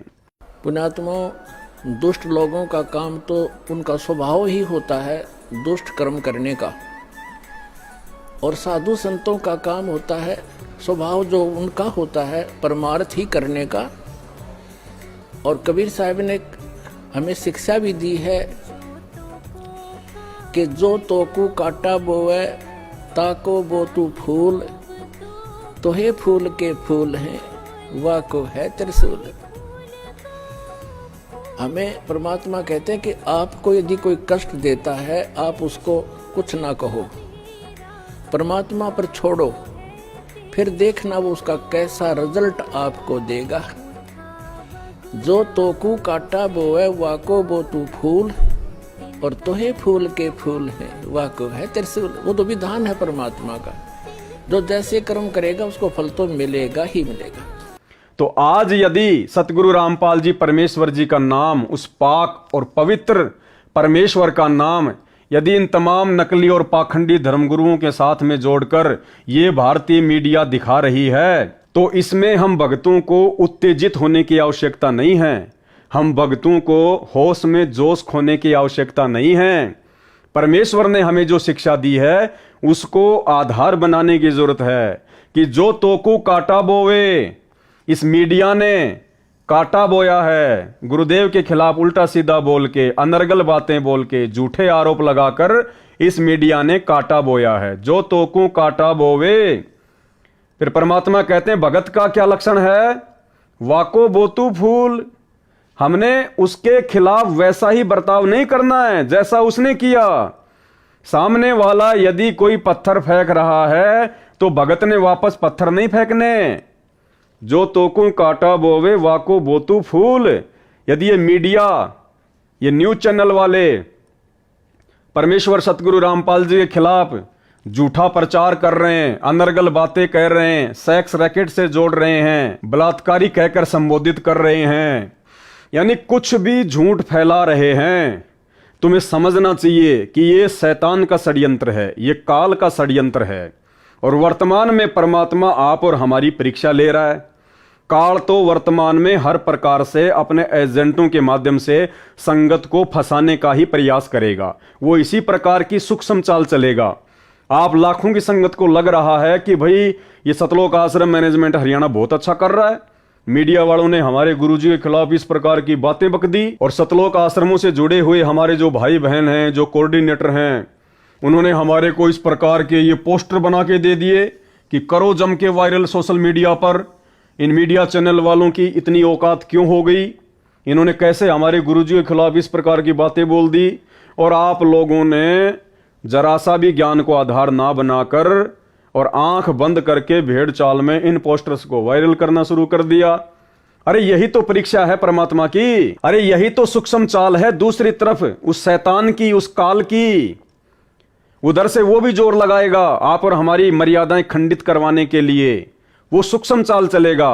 और ये सूक्ष्म चाल है इस प्रकार से पोस्टर बनवाकर आप भक्तों से सोशल मीडिया पर वायरल करवाना। और दूसरी तरफ वो सतगुरु रामपाल जी भगवान जो हिसार की छोटी जेल में बैठकर आप और हम भगत भाई बहन जो इस 21 ब्रह्मांड रूपी शैतान की बड़ी जेल में बैठे हुए हैं, वो परमेश्वर 28 वर्षों से अनमोल तत्व ज्ञान देकर काल की सूक्ष्म चाल से ही हमारी परीक्षा लेगा। परमेश्वर उसको मना नहीं करेगा, उसको रोकेगा टोकेगा नहीं। काल इस समय स्वतंत्र है, ये परीक्षा का समय है। वो भक्तों को अच्छे से तोड़ेगा, डराएगा, धमकाएगा, गुमराह करेगा, साम दाम दंड भेद या घटिया से घटिया नीति अपने एजेंटों के माध्यम से लागू करवाएगा। आप और हम सबको अच्छे से पता है वो स्वयं तो आता नहीं है, स्वयं तो वो प्रकट होता नहीं है, उसने कसम खा रखी है। तो वो कैसे प्रकट होता है, वो कैसे अपनी सूक्ष्म चाल चलेगा, वो कैसे भक्तों की मर्यादा तोड़वाएगा। वो उन लोगों को मोहरा बनाएगा जिन भगतों की मर्यादाएं टूटी हुई हैं, जो भगत गुरु को परमात्मा नहीं मानते हैं। उन लोगों के मार्फत, जिन लोगों के ऊपर लाखों की करोड़ों की संगत आंख बंद करके विश्वास करती है, जैसे आपके कोऑर्डिनेटर गुरुदेव के कलयुगी बेटा बेटी भाई बंधु रिश्तेदार, जिन लोगों पर संगत आध्यात्मिक अज्ञानता के चलते गुरुदेव के ज्ञान को आधार ना बनाकर आंख बंद करके विश्वास करती है, उन्हीं लोगों को मोहरा बनाएगा वो काल। और पिछले 10 वर्षों से बरवाला कांड के बाद उन्हीं लोगों को काल ने लगातार मोहरा बनवाकर भक्तों की मर्यादाएं खंडित करवाई हैं। तो ये आप और हमारी परीक्षा चल रही है। उधर से काल का दबाव है, इधर से परमात्मा ये चेक करना चाह रहा है कि इन घटनाओं के माध्यम से मेरे भगत कुछ विचार भी करते हैं या खाली लातों की भूति बने हुए हैं, या खाली भेड़ चाल में चल रहे हैं, जैसा उनको कह दिया जाए वैसा ही वो करने लग जाते हैं। तो ये परीक्षा है परमेश्वर की तरफ से। तो गुरुदेव कहते हैं जो तोकू काटा बोवे, ये मीडिया वालों ने काटा बोया है। काल की प्रेरणा से हम भक्तों को भड़काने का प्रयास किया, उस काल ने हमारे को ठगने का प्रयास किया। तो परमेश्वर कहते हैं ऐसी स्थिति में, ऐसी परिस्थिति में भगत ने उनको वैसे ही उल्टा जवाब नहीं देना चाहिए, केवल समझाना चाहिए। और जिस प्रकार से शब्द यूज किए गए हैं सतलोक आश्रम मैनेजमेंट हरियाणा वालों द्वारा कि माफी मांगे, ये शब्द आध्यात्मिक डिक्शनरी में एक भगत के शब्दकोश में नहीं होते हैं। अरे भगत अगर गलत नहीं है और भगत के ऊपर यदि कोई झूठा आरोप लगाता है और फिर कहता कि माफी मांग, तो भगत का तो काम है माफी मांग ले कि भाई ठीक है भाई तू खुश रह, ले भाई कोई बात नहीं, ले भाई हो गई गलती भाई माफ करियो। तो कहते हैं वो तो है भगत के लक्षण है। और एक भगत जिसको ज्ञान हो, सतगुरु का भगत हो, और वो दूसरों को कहे कि माफी मांग माफी मांग, तो भाई ये ज्ञान को नहीं, ये अहंकार को दर्शाता है, ये अज्ञानता को दर्शाता है, ये भगत की नादानी और मूर्खता को दर्शाता है, उसके ज्ञान को दर्शाता है। भगत कभी माफी मंगवाता नहीं है, भगत तो माफी मांगता है। तो ये परीक्षा थी कि जो तोकू काटा बोवे वाको बोतू फूल, और तोहे फूल के फूल हैं वाको हैं त्रिशूल। फिर देखना आने वाले समय में जो हमारे विरोधी हैं, जो हमारे विरुद्ध कुप्रचार कर रहे हैं, उनके साथ में परमात्मा किस प्रकार से पेश आएगा, कैसे उनको उनके उन कुकर्मों का हिसाब किताब चुकाना पड़ेगा। हमने वो परमात्मा पे छोड़ना पड़ेगा, गुरुदेव भगवान पर छोड़ना पड़ेगा। हमें केवल अपनी भक्ति से मतलब है, हमने केवल उतना ही करना है जितना गुरुदेव ने अपने सत्संगों में करने के लिए हमारे को निर्देशित कर दिया है कि जो तोकू काटा बोवे वाको बोतू फूल, और तोहे फूल के फूल हैं वाको हैं त्रिशूल। समय आने पर परमात्मा उसको उसके कुकर्मों की सजा ऑटोमेटिक दे देगा। राम किसी को मारे नहीं, मारे तो हत्यारा राम, अपने आप ही मर जाएंगे कर कर खोटे काम। हम भगत क्यों टेंशन लें, हम भगत क्यों सिर में दर्द करें, जब हमारा गुरु समर्थ है, हमारा गुरु सर्वशक्तिमान है, हमारा गुरु निर्विकार निर्विषम निर्लेपम है, कमल के पत्तों की तरह हैं, कमल के फूल की तरह हैं। इनके ऊपर कोई भी दाग, कोई भी कीचड़ लगे नहीं सकता, ठहर ही नहीं सकता। आप रोजाना नित्य नियम में पढ़ते हो, नित्य नियम का पाठ करते हो भक्ति बोध में, और उसमें परमेश्वर की क्या वाणी है, गरीब ऐसा सतगुरु हम मिल्या तेज पुंज की लोय। क्या पढ़ते हैं हम और किसके लिए पढ़ते हैं? अपने गुरुदेव भगवान के लिए पढ़ते हैं। सतगुरु रामपाल जी परमेश्वर जी के लिए बोलते हैं वाणियां नित्य नियम में। क्या बोलते हैं कि गरीब ऐसा सतगुरु हम मिल्या तेज पुंज की लोय। हम भगत कहते हैं कि हमारे को ऐसे गुरुदेव मिले हैं, ऐसे सतगुरु मिले हैं जिनकी तेज पुंज की लोय अर्थात देह, शरीर, बॉडी, जिनका शरीर हाड़ मांस का नहीं है। आप और हमारी तरह नहीं है गुरु, आप और हमारी तरह कोई मानुष नहीं है, आम व्यक्ति नहीं है। गरीब ऐसा सतगुरु हम मिल्या सतगुरु रामपाल जी के रूप में, जिनकी तेज पुंज की लोय और तन मन अर्पू शीस कू होनी होय सू होय। तो ऐसे तेज पुंज के शरीर वाले, नूरी शरीर वाले परमात्मा के ऊपर भाई चाहे मीडिया कीचड़ उछाले, चाहे सरकार कीचड़ उछाले, चाहे आपका पड़ोसी कीचड़ उछाले, उछालने दो। हमें पता है कि हमारे गुरुदेव क्या हैं और हम किस मार्ग पर आगे चल रहे हैं। फिर मन में दर्द क्यों, मन में टेंशन क्यों, मन में परेशानी क्यों, पेट में दर्द क्यों, फिर ये माफी मंगवाने वाला घटिया कर्म क्यों? गुरु के वचनों के खिलाफ ये घटिया कुकर्म करने की आवश्यकता क्या पड़ गई आपको? क्या साबित करना चाहते हो आप जी? संत रामपाल जी के ज्ञान को लेकर, अब परमेश्वर ने हमें एक बात और बताई अपने सत्संगों में कि जिस प्रकार से कोई गोरी लड़की है और गोरी लड़की को यदि कोई कह दे कि एक काली, तो गुरुदेव ने बताया कि वो गोरी लड़की उस बात का बुरा नहीं मानती है। क्यों नहीं मानती है? क्योंकि उस गोरी लड़की को पता है कि तू काली नहीं है, तू गोरी है। और उस लड़की को इस बात का पता है कि सामने वाला व्यक्ति तुझे जो काली काली कह रहा है ना, इसके दो ही कारण हो सकते हैं। या तो उस व्यक्ति को इस बात का ज्ञान नहीं है, वो अज्ञानी है, या फिर उसने नशा कर रखा है जिस कारण से वो इस प्रकार की उठपटांग बातें कर रहा है। तो वो गोरी लड़की जिसको काली कहा जा रहा है, जो गोरी है, काली नहीं है, लेकिन उसके बावजूद भी वो लड़की नाराज नहीं होती है, क्योंकि उस लड़की को अपनी वास्तविक स्थिति का पता है कि मैं गोरी हूं या काली हूं। तो इसी प्रकार भाई और बहनों, जब हमें हमारे गुरुदेव भगवान की स्थिति का पता है कि ये तो पाक और पवित्र रब है, परमात्मा है, खुदा है, तेज पुंज की देह है, नूरी शरीर है, निर्विकार निर्विषम निर्लेपम परमात्मा है, इनको कोई दोष लग ही नहीं सकता, इनके ऊपर कोई कर्म लागू होता ही नहीं है। फिर इनको यदि कोई बलात्कारी कहता है, यदि इनके ऊपर कोई कीचड़ उछालता है, यदि गुरुदेव को नकली साधु संतों के साथ में ये भारतीय मीडिया जोड़ती है, और यदि हम भक्तों को इस बात का भली भांति ज्ञान है कि हमारे गुरुजी क्या हैं, तो भाई हमारे पेट में दर्द होना ही नहीं चाहिए, हमारे को परेशानी होनी नहीं चाहिए, हमारे को इस प्रकार से उत्तेजित होना ही नहीं चाहिए, हमारे को जोश में आकर होश खोना ही नहीं चाहिए। जबकि उस गोरी लड़की को तो आनंद सा आता है जब उसको कोई काली कहता है, वो तो हंसती है, मजाक में बात को टाल देती है। और हम तत्वज्ञानी भगत ऐसे महापुरुष से अनमोल तत्वज्ञान लेकर भी आज वर्तमान में भी इस प्रकार की घटिया हरकतें करके अपनी आध्यात्मिक अज्ञानता को दुनिया के सामने पेश कर रहे हैं। इसके अलावा गुरुदेव भगवान ने हमें एक वाणी के माध्यम से और समझाया है कि कहते को कहीं जान दे और गुरु की सीख तू ले, साकट और सवान को उल्ट जवाब ना दे। तो भारतीय मीडिया ने ये साकट वाला कुकर्म किया है। परम पूज्य सतगुरु रामपाल जी परमेश्वर जी को, जो कि पाक और पवित्र हैं, जिनके विषय में दुनिया अभी जानती नहीं है, पहचानती नहीं है, इन लोगों ने इन नकली और पाखंडी बाबाओं के साथ में परम पूज्य सतगुरु रामपाल जी परमेश्वर जी को जोड़कर जो साकट वाला कर्म किया है, जो कुत्ते वाला कर्म किया है।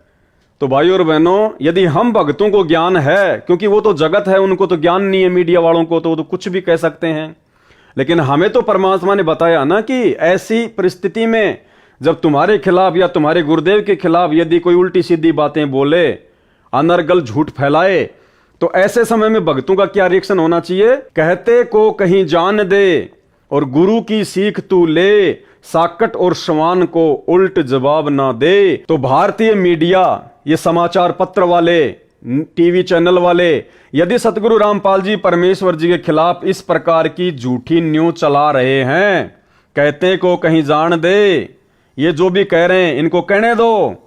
और हमारे लिए क्या आदेश है? गुरु की सीख तू ले। हमने गुरु जी की शिक्षा लेनी है, हमने गुरु जी के ज्ञान को आधार बनाना है कि साकट और सवान को उल्ट जवाब ना दे। फिर तुमने ये उल्टा जवाब क्यों दिया भाई इनको? तुमने माफी मांगने की बात कहकर तुमने तो उल्टा जवाब दे दिया। तुम तो अहंकार में आ गए, मान बढ़ाई में आ गए, जोश में होश खो दिया, उत्तेजित हो गए, काल की सूक्ष्म चाल में फंस गए, गुरुदेव के ज्ञान से कोसों दूर हटकर।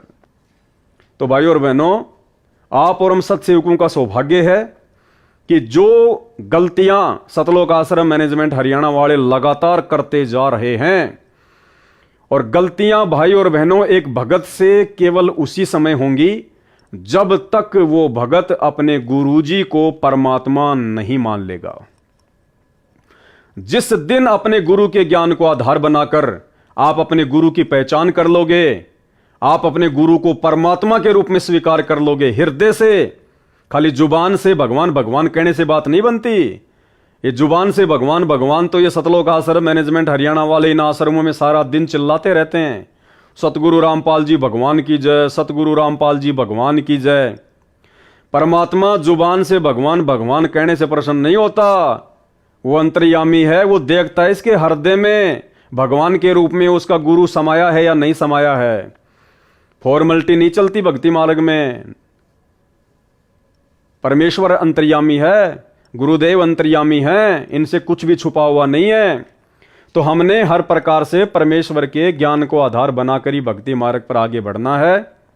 और जिस प्रकार से ये मैनेजमेंट वाले भाई बहन जो गलतियां करते जा रहे हैं, आप और हमारा सौभाग्य है कि परमात्मा मुझ जैसे 2 कोटि के जीव को सद्बुद्धि देके आप भाई बहनों का इस प्रकार से वीडियो बनवाकर मार्गदर्शन करवाते जा रहे हैं, हमें निरंतर भक्ति मार्ग पर आगे बढ़ाते जा रहे हैं।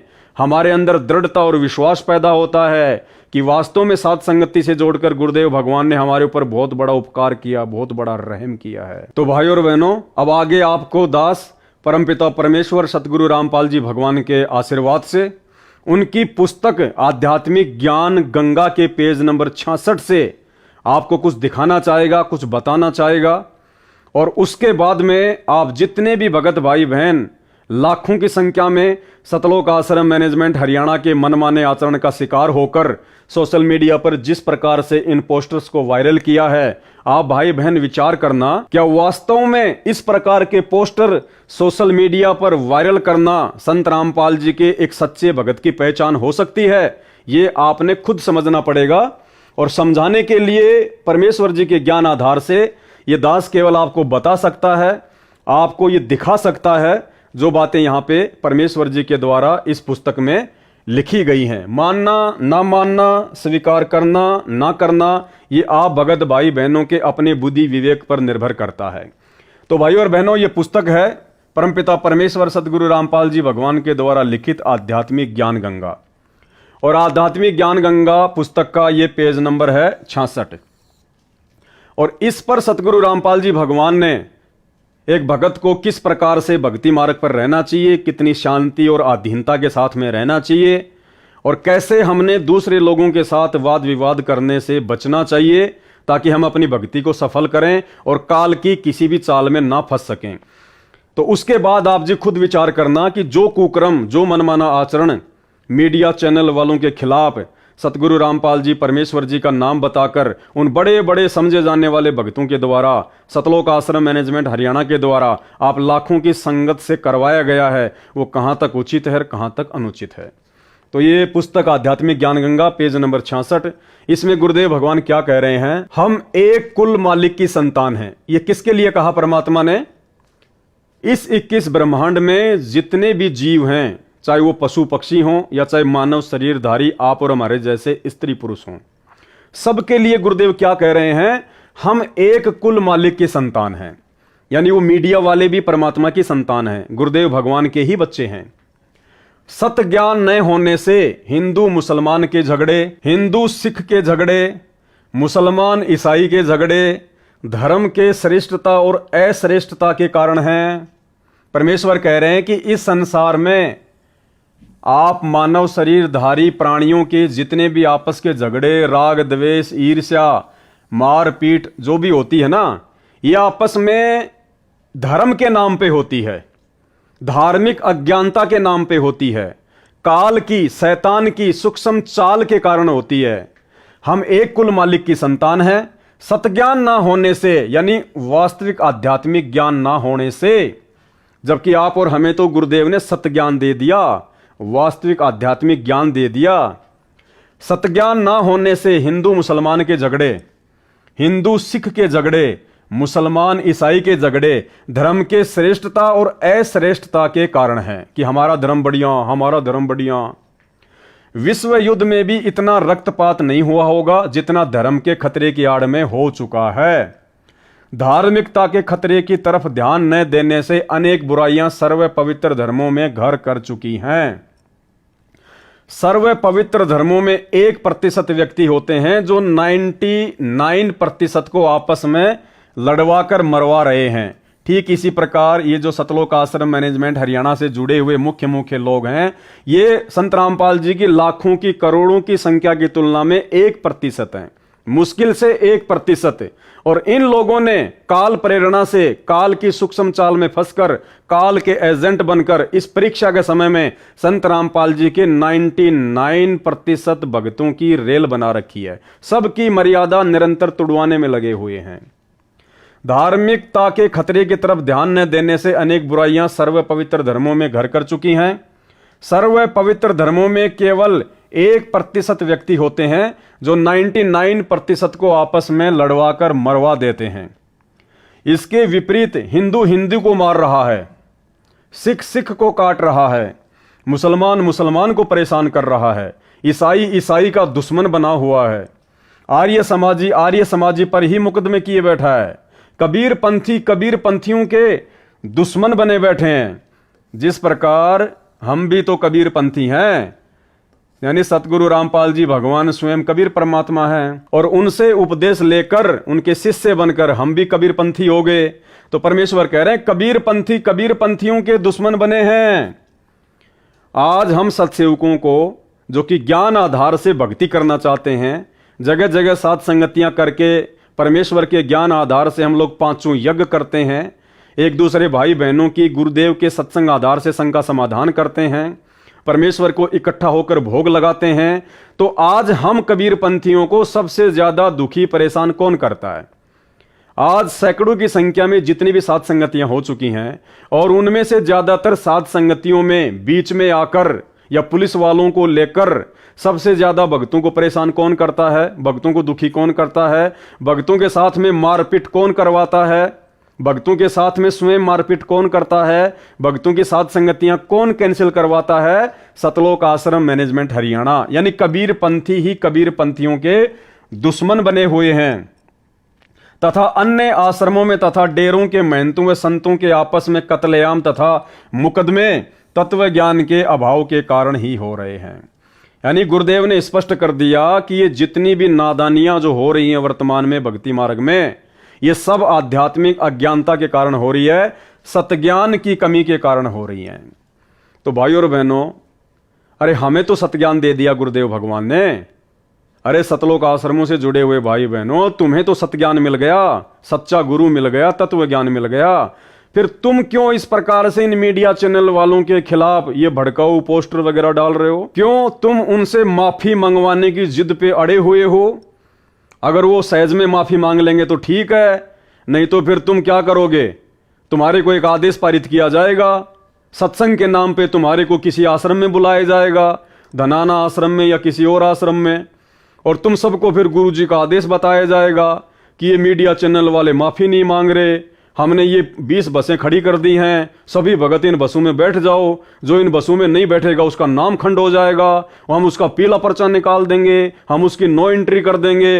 डरा धमका के तुम भक्तों को बसों में बैठाकर दिल्ली के नोएडा में जा टेकेंगे, वहां पे तुम्हारे से हाय हाय हाय हाय मीडिया चैनल वालों के खिलाफ करवाएंगे। अब मीडिया चैनल वाले ऊपर से आएंगे, 2 शब्द बोल के चले जाएंगे, दूसरे दिन छोटी सी किसी कोने में एक न्यूज दे देंगे कि हमने अन्य नकली साधु संतों के साथ में जो संत रामपाल जी का नाम जोड़ा था, ऐसा संत रामपाल जी में कुछ भी नहीं है, हम उसके लिए क्षमा प्रार्थी हैं। तुम खुश हो जाओगे। तो ये आपकी आध्यात्मिक अज्ञानता है। अब भाइयों और बहनों, इस आध्यात्मिक ज्ञान गंगा पुस्तक के पेज नंबर 66 पर जो ये बातें लिखी हैं सतगुरु रामपाल जी परमेश्वर जी के द्वारा, और इसमें क्या लिखा हुआ है? तथा अन्य आश्रमों तथा डेरों के महंतों व संतों के आपस में कत्लेआम तथा मुकदमे तत्व ज्ञान के अभाव के कारण ही हैं। यानी संत रामपाल जी भगवान ये कहना चाह रहे हैं कि ये जितने भी आश्रम हैं, जितने भी ये कबीरपंथी हैं, जो गुरु बन के बैठे हैं, जो शिष्य हैं, आपस में भी ये एक दूसरे पर मुकदमे किए हुए बैठे हैं। तो ये सब कुछ क्यों है? आध्यात्मिक अज्ञानता के कारण, सतज्ञान की कमी के कारण। कौन लिख रहे हैं ये बात? संत रामपाल जी। यानी संत रामपाल जी कह रहे हैं कि भक्तों के आपस में मुकदमे नहीं होने चाहिए, गुरु चेलों के आपस में मुकदमे नहीं होने चाहिए। अगर कोई ऐसा करता है तो साबित हो जाता है कि उसको ज्ञान नहीं है, उसको पूर्ण सतज्ञान नहीं है। अब आपके मन में एक छोटी सी शंका आ सकती है कि यहां तो खुद गुरुजी किसी के ऊपर मुकदमे ना करने की सलाह दे रहे हैं, तो फिर गुरुजी ने सन 2022 में पवन दास के ऊपर 420 का मुकदमा क्यों करवाया? जिस मुकदमे में पवन दास हिसार जेल में 3.5 महीने जेल काट के आया था, तो गुरुजी ने फिर पवन दास के ऊपर मुकदमा क्यों करवाया? क्योंकि यहां तो गुरुजी मुकदमे करने की बात को खारिज कर रहे हैं कि आपस में मुकदमे नहीं करने चाहिए, अगर कोई मुकदमा करता है तो उसको ज्ञान नहीं है। जबकि हमारे गुरुजी तो पूर्ण ज्ञानी है, तत्व ज्ञानी है। गीता जी अध्याय 4 श्लोक 34 के अनुसार वो तत्वदर्शी संत हैं जिनके बराबर विश्व में किसी को आध्यात्मिक ज्ञान नहीं है। फिर गुरुजी ने पवनदास के ऊपर 420 का मुकदमा क्यों किया, जबकि गुरुजी का रिकॉर्ड है, गुरुजी का इतिहास है। सन 1994 से गुरुजी ने ज्ञान देना शुरू किया है अपनी लीला अनुसार, और वर्तमान तक गुरुजी के साथ ना जाने कितने लोगों ने कितना बुरा बर्ताव किया। गुरुजी के साथ में लोगों ने बदसलूकियां की, गालियां निकाली। जबकि गुरुदेव ने हमें बताया कि एक बार वे हरियाणा के चिड़ी गांव में सत्संग करने के लिए गए हुए थे, पाठ करने के लिए गए हुए थे। तो जिनके घर पे पाठ था उनके रिश्तेदार इस बात से नाराज थे, वो खुश नहीं थे, वो गुरुजी के बारे में भला बुरा कहते थे। तो जब गुरुदेव वापस सत्संग करके जा रहे थे तो रास्ते में वो रिश्तेदार भी आ गए। उन्होंने गाड़ी खड़ी कर दी गुरुदेव की गाड़ी के आगे, ड्राइवर को भी नीचे उतारा, गुरुदेव को भी नीचे उतारा और गुरुदेव को गालियां निकाली, भला बुरा कहा, जो कुछ कहना था उन्होंने कहा। और अंत में उन्होंने कहा कि कान पकड़ के माफी मांग कि आज के बाद में चिड़ी गांव में सत्संग करने नहीं आएगा।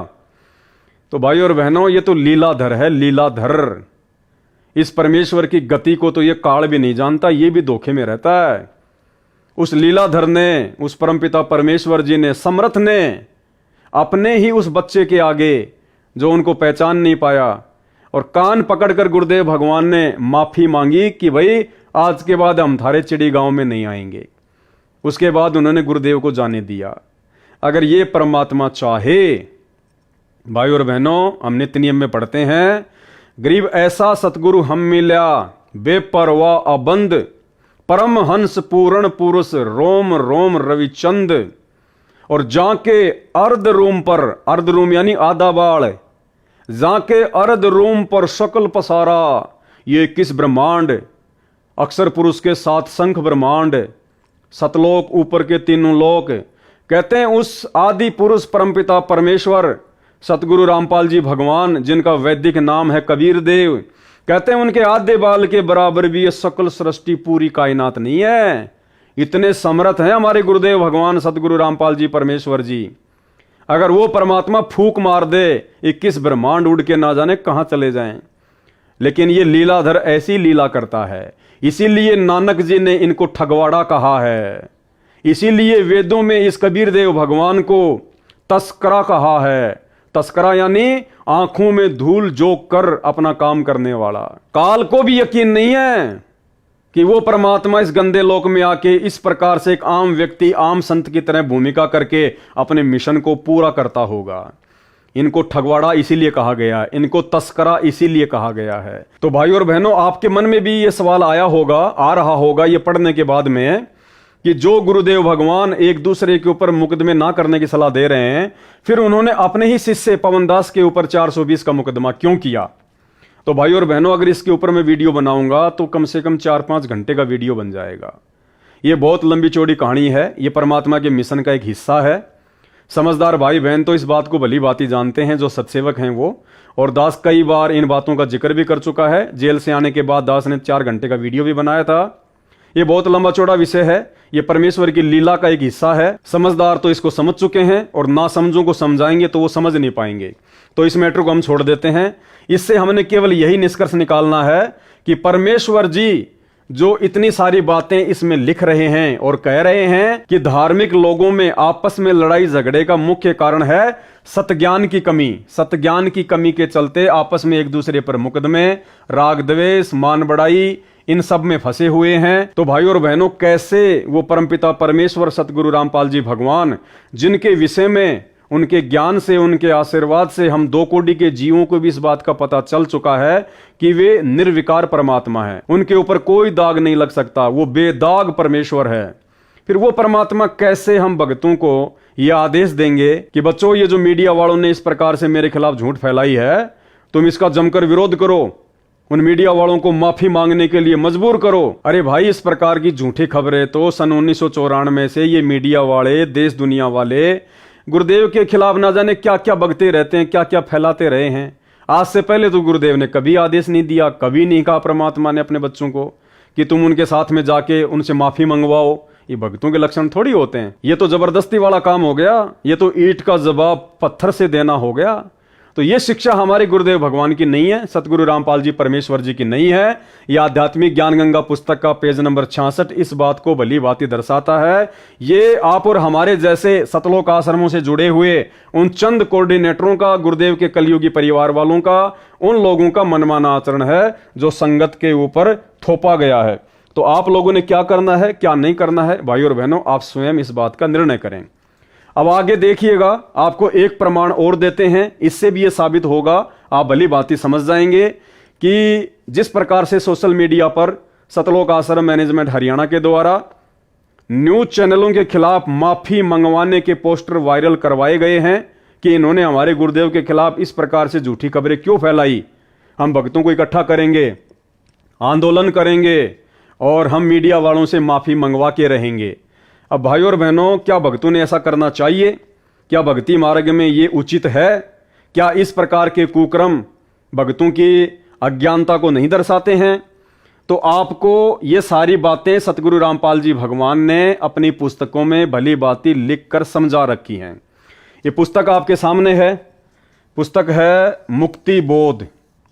मुक्ति बोध पुस्तक है और मुक्ति बोध पुस्तक का पेज नंबर है 171 पेज नंबर है मुक्ति बोध पुस्तक का, सतगुरु रामपाल जी के कर कमलों से लिखी गई है। इसमें गुरुदेव ने भगत के क्या लक्षण बताए, भगत को कैसे रहना चाहिए। यदि एक भगत के साथ में कोई जबरदस्ती करता है, कोई ना इंसाफी करता है, भगत का कोई मजाक उड़ाता है, भगत के खिलाफ कोई उल्टा सीधा बोलता है, तो भगत ने किस प्रकार से रिएक्शन करना चाहिए, भगत ने कैसा अपने आप को उसके सामने दर्शाना चाहिए।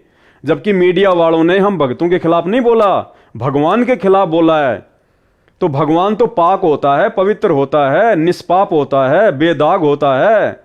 तो उनके खिलाफ यदि कोई कुछ बोल रहा है, कोई कुछ लिख रहा है, तो हम तत्व ज्ञान प्राप्त भक्तों को दुख नहीं होना चाहिए।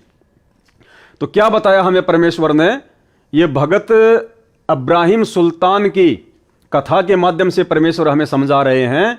भगत तरवर अर्थात वृक्ष जैसे स्वभाव का होता है, यानी भगत का जो स्वभाव होता है वो पेड़ के जैसा होता है। कैसे? एक बार एक समुद्री जहाज में एक सेठ व्यापार के लिए जा रहा था, उसके साथ रास्ते में खाना बनाने वाले तथा मजाक मस्करा करके दिल बहलाने वालों की पार्टी भी थी।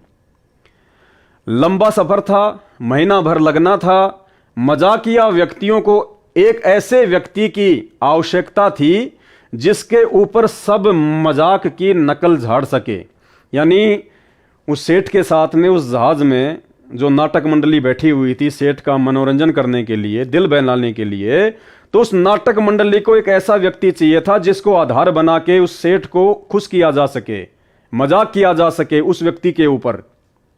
खोज करने पर इब्राहिम को पाया, क्योंकि ये जो इब्राहिम सुल्तान था, परमात्मा ने बताया कि ये राज्य को त्याग कर और एक आम साधारण व्यक्ति की तरह अपना जीवन यापन करता था।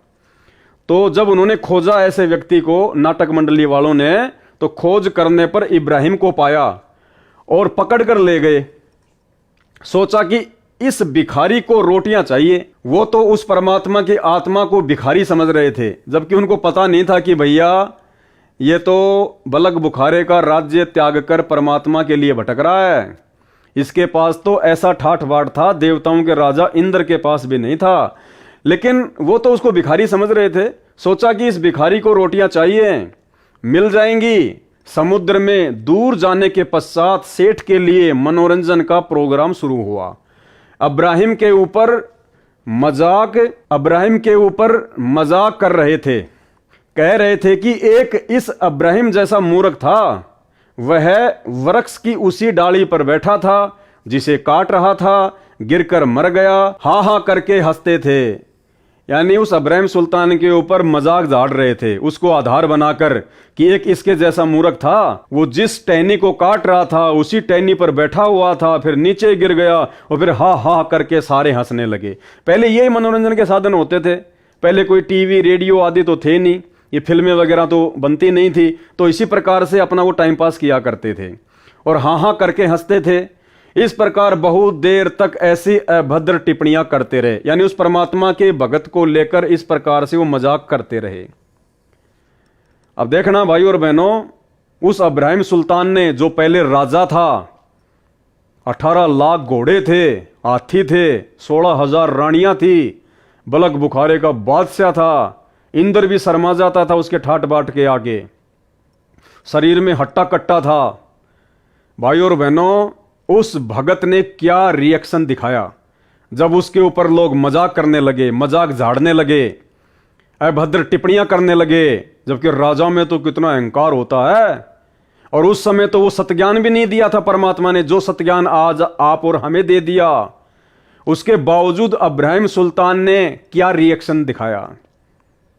अपने गुरुदेव की शिक्षा पर चला, या वर्तमान में सतलोक आश्रम मैनेजमेंट हरियाणा और लाखों की संगत की तरह न्यूज चैनल वालों के खिलाफ ये मुहिम चलाई कि माफी मांगो, माफी मांगो, माफी मांगो। देखिएगा, हाँ हाँ करके हंसते थे। इस प्रकार बहुत देर तक ऐसी अभद्र टिप्पणियां करते रहे।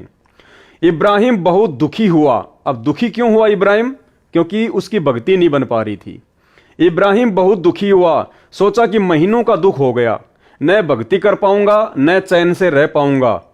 इब्राहिम ने केवल इतना सोचा ही था। इब्राहिम ने कोई मान बढ़ाई में आकर, अहंकार में आकर कि मैं तो राजा था, तुम मेरे ऊपर ऐसी अभद्र टिप्पणियां कर रहे हो, तुम्हारी औकात कैसे हो गई? लड़ाई झगड़े के मूड में नहीं। इब्राहिम दुखी हुआ कि हे परमात्मा, ये महीने भर का समुद्र का सफर है और महीने भर तक इसी प्रकार से ये लोग मेरा मजाक बनाते रहेंगे, मैं भक्ति नहीं कर पाऊंगा। मजाक तो चाहे मेरा लाख बना लो, कोई दिक्कत नहीं है। भगतकार भगवान का तो इस गंदे लोक में मजाक बनता ही आया है, लेकिन मेरी भक्ति नहीं हो पाएगी, परमेश्वर आपकी समय पर आरती स्तुति नहीं हो पाएगी। इस बात को लेकर वो दुखी सा हुआ। इब्राहिम बहुत दुखी हुआ, सोचा कि महीनों का दुख हो गया, न भक्ति कर पाऊंगा, न चैन से रह पाऊंगा।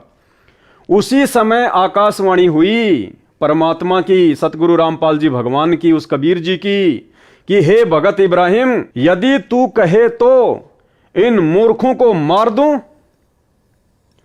उसी समय परमेश्वर जी की आकाशवाणी हुई कबीर देव जी की, और इब्राहिम सुल्तान से क्या कहा कि हे इब्राहिम, अगर तू कहे तो इन मूर्खों को मार दूं सबको। यानी परमेश्वर ने उसके सामने एक ऑप्शन छोड़ दिया कि अगर तू कहे तो इसी समय इस जहाज को डुबो दूं और तुझे बचा लूं, इन सब मूर्खों को मौत के घाट उतार दूं, इन मूर्खों को मार दूं, जहाज को डुबो दूं और तुझे बचा लूं। ये तेरे को तंग करते हैं।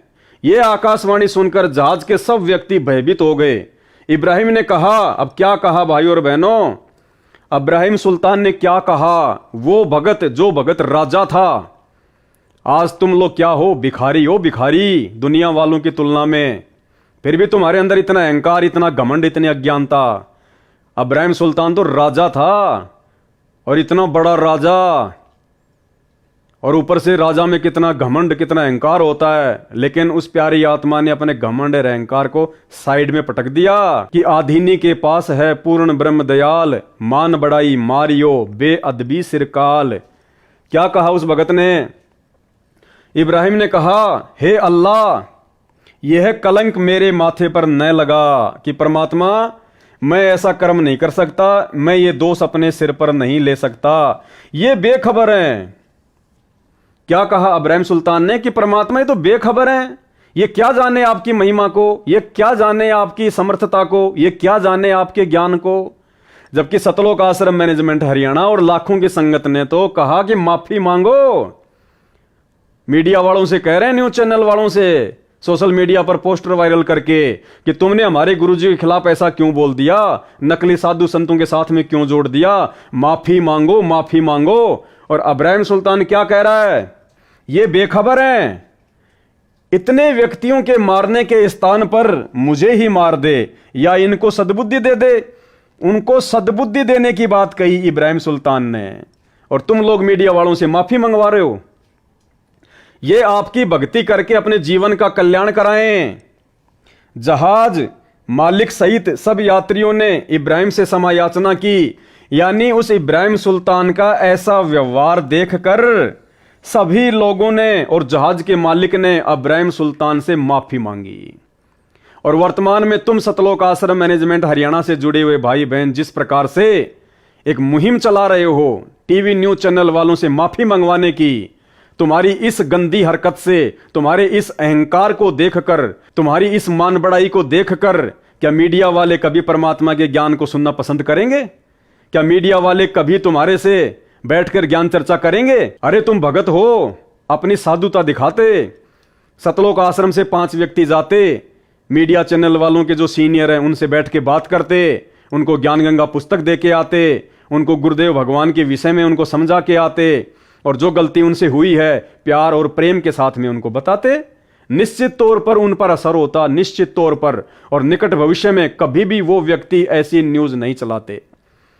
लेकिन तुमने क्या किया? कहते हो कि हम तत्वज्ञानी संत के भगत हैं, हमें ज्ञान है, हम सतलोक जाएंगे हैं, और काम कर रहे हो तुम ये सड़े गले, ये बदबूदार काम कर रहे हो तुम, मान बराई और अहंकार में तुम सड़ रहे हो। इसलिए तो गुरुजी अपने इन हिसार जेल से आने वाली ऑडियो में कह रहे हैं कि बच्चों तुम अहंकार में सड़ रहे हो, काल तुम्हारे सिर पे बैठा है, दुर्गति करेगा तुम्हारी दुर्गति। ये ऑडियो सुन लो पहले परमात्मा की। परमार्थ क्या है? स्वार्थ में नहीं। वर्द अवस्था आएगी, अब भी 3-3 घंटे 4-4 घंटे खड़ा होकर परमात्मा की नौकरी कर रहा हूं, उसके बच्चों के। आँख खोल लो, 10 समझ थोड़ी सी भी बची हो तो काल ने फूक दिया कति दिमाग तुम्हारे। तो भाई अगर भक्ति करनी है, भगवान को प्रसन्न करना है, तो इब्राहिम सुल्तान जैसा बनना पड़ेगा, उससे भी कई गुना ऊपर उठ के आधीन और विनम्र बनना पड़ेगा। ये मोटी मोटी पुस्तकें, ये लेख, ये सतगुरु रामपाल जी भगवान ने कोई मनोरंजन के लिए नहीं लिखे, टाइम पास के लिए नहीं लिखे, हम भक्तों के लिए लिखे कि हमने कैसा होना चाहिए, भक्ति में आने के बाद हमारा आचार विचार व्यवहार कैसा होना चाहिए, दूसरे ज्ञानहीन लोगों के प्रति हमारी सोच कैसी होनी चाहिए। तो इब्राहिम सुल्तान ने कहा, जब परमेश्वर ने आकाशवाणी की कि इब्राहिम अगर तू कहे तो मैं इन सबको मार दूं, जहाज को डुबो दूं, उसी समय आकाशवाणी हुई कि हे भगत इब्राहिम, यदि तू कहे तो इन सब मूर्खों को मार दूं, जहाज को डुबो दूं, तुझे बचा लूं, ये तेरे को तंग करते हैं। यह आकाशवाणी सुनकर जहाज के सब व्यक्ति भयभीत हो गए। इब्राहिम ने कहा, हे अल्लाह, यह कलंक मेरे माथे पर न लगा, ये बेखबर हैं, इतने व्यक्तियों के मारने के स्थान पर मुझे ही मार दे या इनको सद्बुद्धि दे दो, ये आपकी भक्ति करके अपने जीवन का कल्याण कराएं। जहाज मालिक सहित सब यात्रियों ने इब्राहिम से क्षमा याचना की। क्यों? भगत के विचारों को देखकर।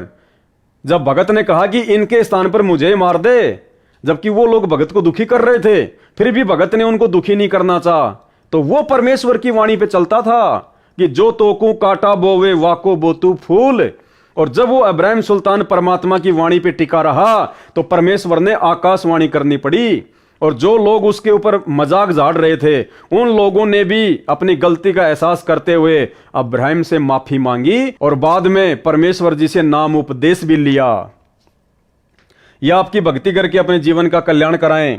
जहाज मालिक सहित सब यात्रियों ने इब्राहिम से क्षमा याचना की तथा परमात्मा का ज्ञान सुना। अब तुम्हारा ज्ञान कौन सुनेगा भाई? तुम्हारा आचरण, तुम्हारा व्यवहार, तुम्हारा लक्षण भगत जैसा है ही नहीं। तुम तो उल्टा अहंकार में सड़ रहे हो, मीडिया वालों से माफी मंगवाने की जिद पे अड़े हुए हो, इस प्रकार के पोस्टर सरेआम तुम सोशल मीडिया पर वायरल कर रहे हो। देश दुनिया को क्या संदेशा दे रहे हो तुम? जहाज मालिक सहित सब यात्रियों ने इब्राहिम से क्षमा याचना की तथा परमात्मा का ज्ञान सुना, आदर के साथ अपने साथ रखा। उसके बाद इब्राहिम सुल्तान को आदर के साथ अपने साथ में रखा। भक्ति करने के लिए जहाज में भिन्न स्थान दे दिया। देखो, जो व्यक्ति परमात्मा की वाणियों पर चलता है, परमात्मा ये संकेत कर रहे हैं कि परमात्मा फिर उसके लिए सारी व्यवस्था भी करवा देता है। देखो, इब्राहिम सुल्तान को गालियां भी सुननी पड़ी। इब्राहिम सुल्तान के ऊपर वो लोग जो है गंदी गंदी अभद्र टिप्पणियां भी कर रहे थे, उसको भक्ति भी ढंग से नहीं करने दे रहे थे, लेकिन वो शांत रहा। वो परमेश्वर के वचन पर चला, अपने गुरु की आज्ञा में चला कि जो तोको काटा बोवे वाको बोतू फूल, तो ये फूल के फूल हैं, वाको हैं त्रिशूल। आप नित्यनियम में भी पढ़ते हो, अपने नित्यनियम के अंदर आपको बहुत कुछ विज्ञान है। विज्ञान माने तत्व ज्ञान है, विशेष ज्ञान है, और इस ज्ञान को आप केवल एक रूटीन में पढ़ लेते हो कि हमने ये एक पढ़ना है, प्रतिदिन नित्यनियम करना ही करना है, लेकिन एक व्यवस्था बनाकर नहीं इसको प्रतिदिन करना चाहिए। जितनी देर भी इसको सुनो, किसी भी पार्ट को, इसके नित्यनियम का जितना भी बुद्धि मन निश्चल हो तेरा आपका, तो ये विचार करें कि इसमें क्या बोला है मालिक ने अपनी वाणी में, क्या आदेश है तेरे लिए। क्योंकि आप पौन घंटा नित्यनेम करते हो, इसमें ज़्यादा से ज़्यादा आपका मन 20% इस नित्यनेम के अंदर आप 20% ही सुन पाते हो। उस 20% को भी यदि आप विचार करो डेली कि इसमें क्या आदेश है मालिक का, और फिर अपने जीवन को सारा दिन उस दिन को ऐसे ही सुचारू रखो। क्योंकि आपको घर से निकलने से पहले ये पढ़ा इसलिए जाता है कि आपके साथ रास्ते में कोई निकम्मा भी टकराओगा, कोई गाली देने वाला भी मिलेगा, कोई बुंडा भी बोलेगा, कितना कोई आंट भी लावेगा। तो उनके साथ आपने कैसे व्यवहार करना है। आवत गाड़ी एक है, उल्टा हो अनेक, और कह कबीर ना उलटियो वा रहे एक की एक। इसको पढ़ना नहीं है। मान ले कोई बुंडा बोला है, गलत बोलता है, गाली देता है, तो उसने तो कर दिया यूँ काम, और आप भी उल्टा दोगे तो फिर 4 और देगा कि वो तो पूरे मूड में है, वो तो फुल मूड में है लड़ाई के में, और आप भी आगे से उल्टी बोल पड़ोगे तो वो तो 4 बैठा है। जब बसात क्या उनका मुकदमा रोज कर लेते दिन में। तो कहते परमात्मा आवत गाड़ी एक है, उल्टा हो अनेक, और कहे कबीर ना उलटियो रहे एक का एक। और देख आगे कितनी प्यारी बात कही है। गाली ही से उपजे कलह, कष्ट और मौत, मृत्यु तक तो पहुंच जाती है एक छोटी सी गाली। गाली ही से उपजे कलह, कष्ट और मीच, हार चले सो संत है, लाग मरे सो नीच। हम भगत भी हैं और दूसरा में बुंडा अच्छा बोल रहा है, और उसने मान लिया किसी किस कह दिया, हमने उसका 2 दड़ाक धर दिए, उल्टे भी बोल दिए, फिर वो मारन पर उतारू हो गए, फिर हमने उठोक दिया। हो सकता है आप उसे तगड़े भी हो और अच्छा भी संवार दो, फिर आप में और उसमें कसर के रहेगी। आप तगड़े भी हो और आपसे हल्का आदमी भी आपने बुढ़ा अच्छा बोला है, उसने बालक समझ के अनजान है, उससे बचो। तो इन नित्य नियम करने का डेली हमें जो पाठ करते हैं, इससे ज्ञान यज्ञ तो होता ही है। ज्ञान यज्ञ के साथ हमने समाधान भी इसका साथ पैरेलल करना पड़ेगा, तभी इसके पढ़ने का लाभ है। एक लाभ तो हो गया ज्ञान यज्ञ का, और उसके ऊपर अमल हमने किया नहीं, उसका काम फिर सारा बिगड़ गया। तो कहते हैं ये बातें कहन सुन के नहीं भाई, ये कर पाड़न की है। उसने साधुता दिखाई, उसने भगतपना दिखाया, तो अंत में परमात्मा ने उन्हीं लोगों के माध्यम से उस जहाज में अब्राहिम सुल्तान के लिए भक्ति की व्यवस्था भी करवा दी। भक्ति करने के लिए जहाज में भिन्न स्थान भी दे दिया। यानी भाई और बहनों, ये परमात्मा जी की अमर वाणियां हैं। ये वाणियां आज भी वैसी हैं, अब्राहिम सुल्तान के समय भी वैसी थी और सतयुग में भी वैसी थी। यदि हम परमात्मा की वाणियों पर चलेंगे तो परमेश्वर की वाणियों के अनुसार ही फिर हमारे को लाभ मिलेगा कि जो तोकू काटा बोवे वाको बोतू फूल, तो ये फूल के फूल हैं, वाको हैं त्रिशूल। अंत में भगत के साथ में अच्छा ही होगा। इब्राहिम ने उन सबको सत्य ज्ञान समझाकर आश्रम में लाकर गुरुजी से दीक्षा दिला दी। ये होते हैं भगत के लक्षण। और जब भगत अपने लक्षणों को दिखाता है, भक्ति वाले लक्षणों को, अपने गुरुजी के वचन पर चलता है, तो परमात्मा भी कोई कमी नहीं छोड़ता है। भाई और बहनों, हम सत्सेवकों ने ये शिक्षा लेनी है। इन सतलोक आश्रम से जुड़े हुए भाई बहनों की मूर्खता को आधार बनाकर हम भाई बहनों ने काल को मौका नहीं देना है। हमने वास्तव में गुरुदेव ने जिस प्रकार से हमें ज्ञान दिया, सत्संग दिए, और हमें जिस प्रकार से भगत बनाना चाहा, हमने उस प्रकार से भगत बनना पड़ेगा यदि वास्तव में अपना आत्म कल्याण चाहते हैं तो। अगर इसी जन्म में सतलोक जाना चाहते हैं तो। अन्यथा ये पुस्तकें, ये वाणियां परमेश्वर कोई खाली टाइम पास के लिए नहीं लिख रहे हैं। अब भाई और बहनों, इतना सारा सब कुछ विश्वास और गुरुदेव के वचन पर चलना, गुरुदेव की आज्ञा में चलना, ये सब कुछ तभी संभव है जब हम अपने गुरुजी को पहचान लेंगे, जब हम अपने गुरुदेव भगवान को परमात्मा के रूप में हृदय से स्वीकार कर लेंगे, जब हम उनके ज्ञान को अपने अंतःकरण में समा लेंगे। भाई और बहनों, उसी समय भगत के अंदर बदलाव आ सकता है। भगत वास्तव में एक सच्चा भगत बन सकता है, अपने गुरुजी की शिक्षाओं पर, उनके वचनों पर दृढ़ होकर चल सकता है। अन्यथा जिस प्रकार एक ट्रेन जाती है दिल्ली से बॉम्बे, और जिसने जहां तक की टिकट ले रखी है वो वहीं उतरता चला जाएगा, अंतिम स्टेशन तक वही पूछेगा जिसने अंतिम स्टेशन तक की टिकट ले रखी है। तो गुरुदेव के वचनों पर अंत समय तक वही भगत टिक कर रह सकता है जिस भगत ने गुरुदेव की वास्तविक परमात्मा वाली स्थिति को पहचान लिया होगा।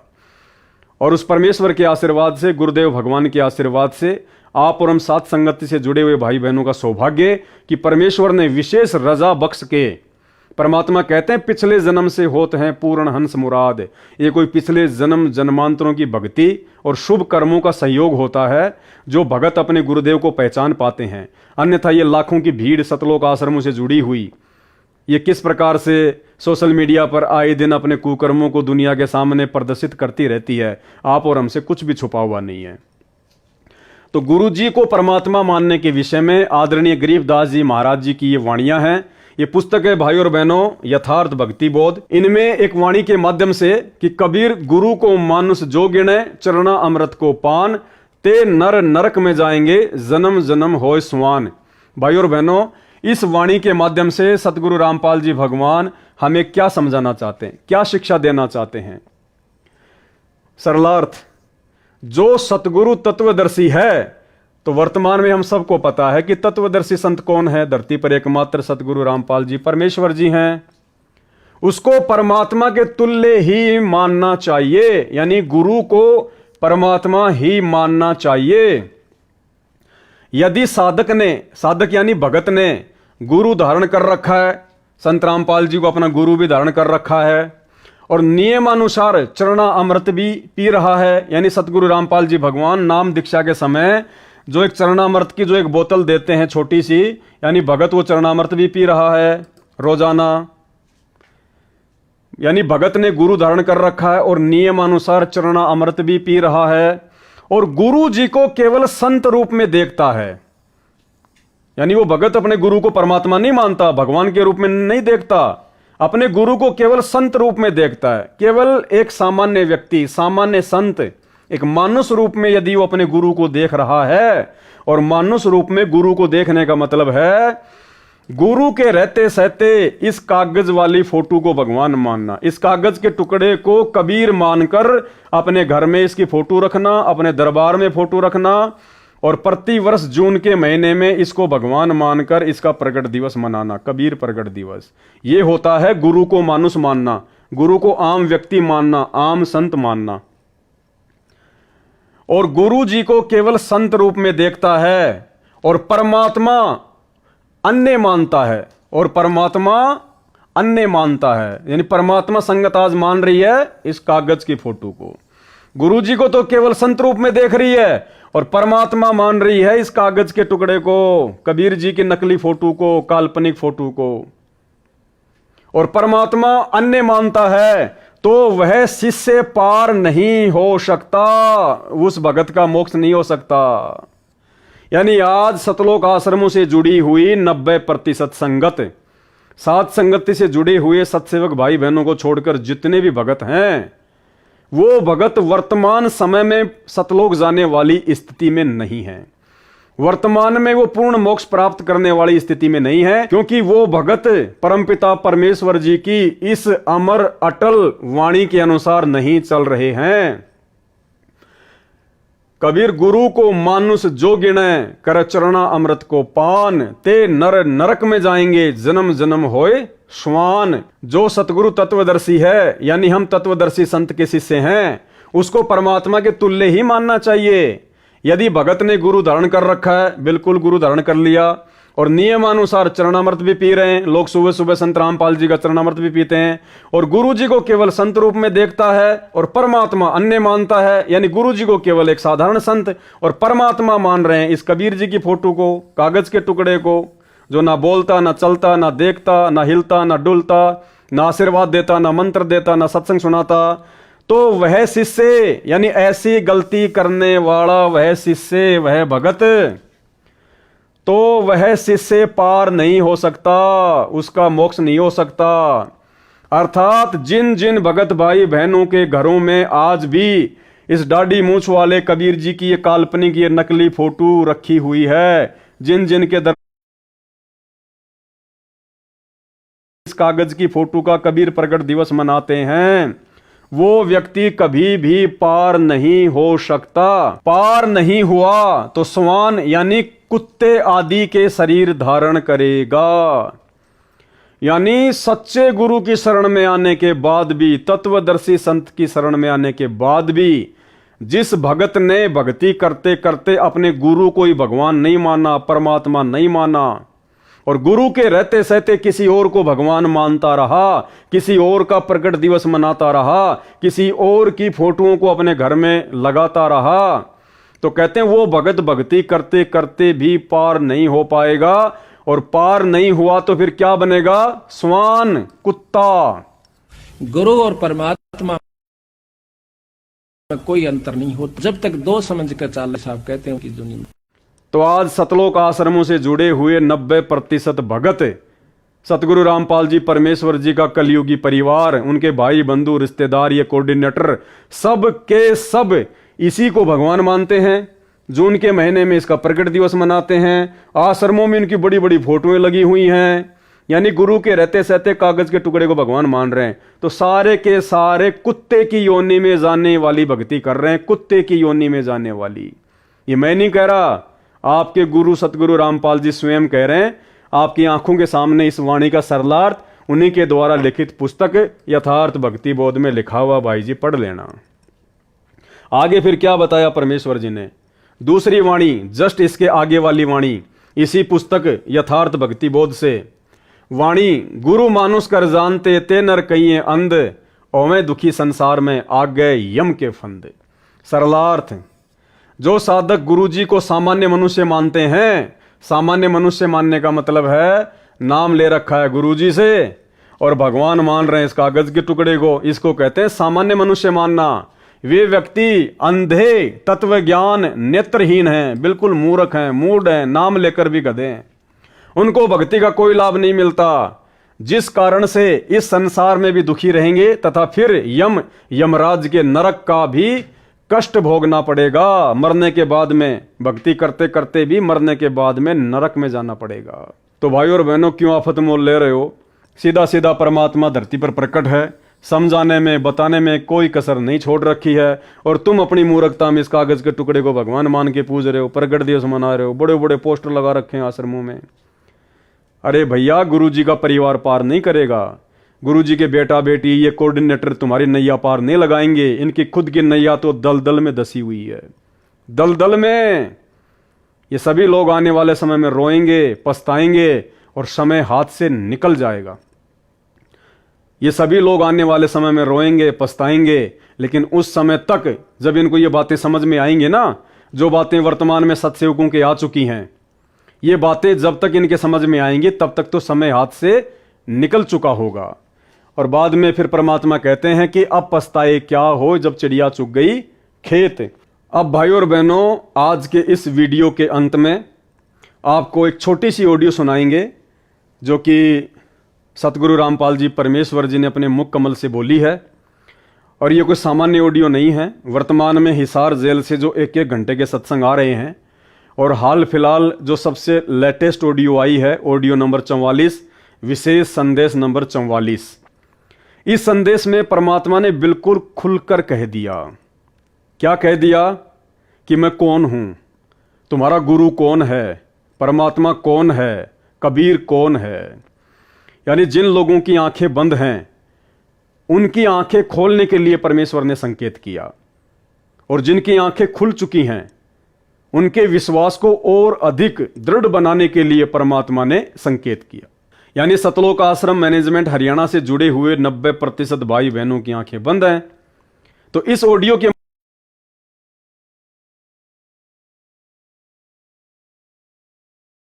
माध्यम से परमात्मा ने अपनी वास्तविक स्थिति को समझाते हुए उनकी तो आंखें खोलने का प्रयास किया है।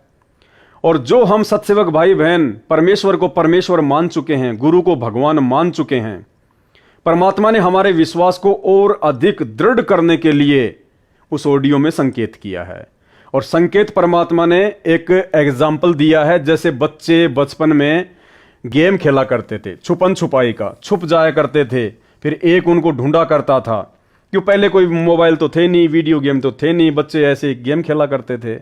तो जैसे बच्चे आपस में इकट्ठे होके और छुप जाया करते थे और एक बच्चा फिर उनको ढूंढता था और सबसे पहले जिसको ढूंढता था फिर अगली बार फिर वो ढूंढा करता था। तो ऐसे गेम खेला करते थे। तो एक आध बच्चे ऐसे होते थे, वो ऐसी जगह छुप जाया करते थे जो उनको ढूंढना बड़ा मुश्किल होता था।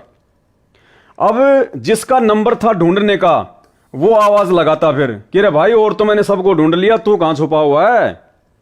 तो फिर उधर से आवाज आती, वो छुपा हुआ बच्चा जो मिल नहीं रहा, वो बच्चा क्या आवाज लगाता, जैसा कि सतगुरु रामपाल जी भगवान ने इस ऑडियो में कहा है, ना मिलूं ना मिलूं, कोण में खड़ा हूं दरवाजे के पीछे और ना मिलूं। यानी वो बच्चा भोलेपन में अपना एड्रेस भी बता रहा है। क्या कह रहा है, कोण में खड़ा हूं दरवाजे के पीछे।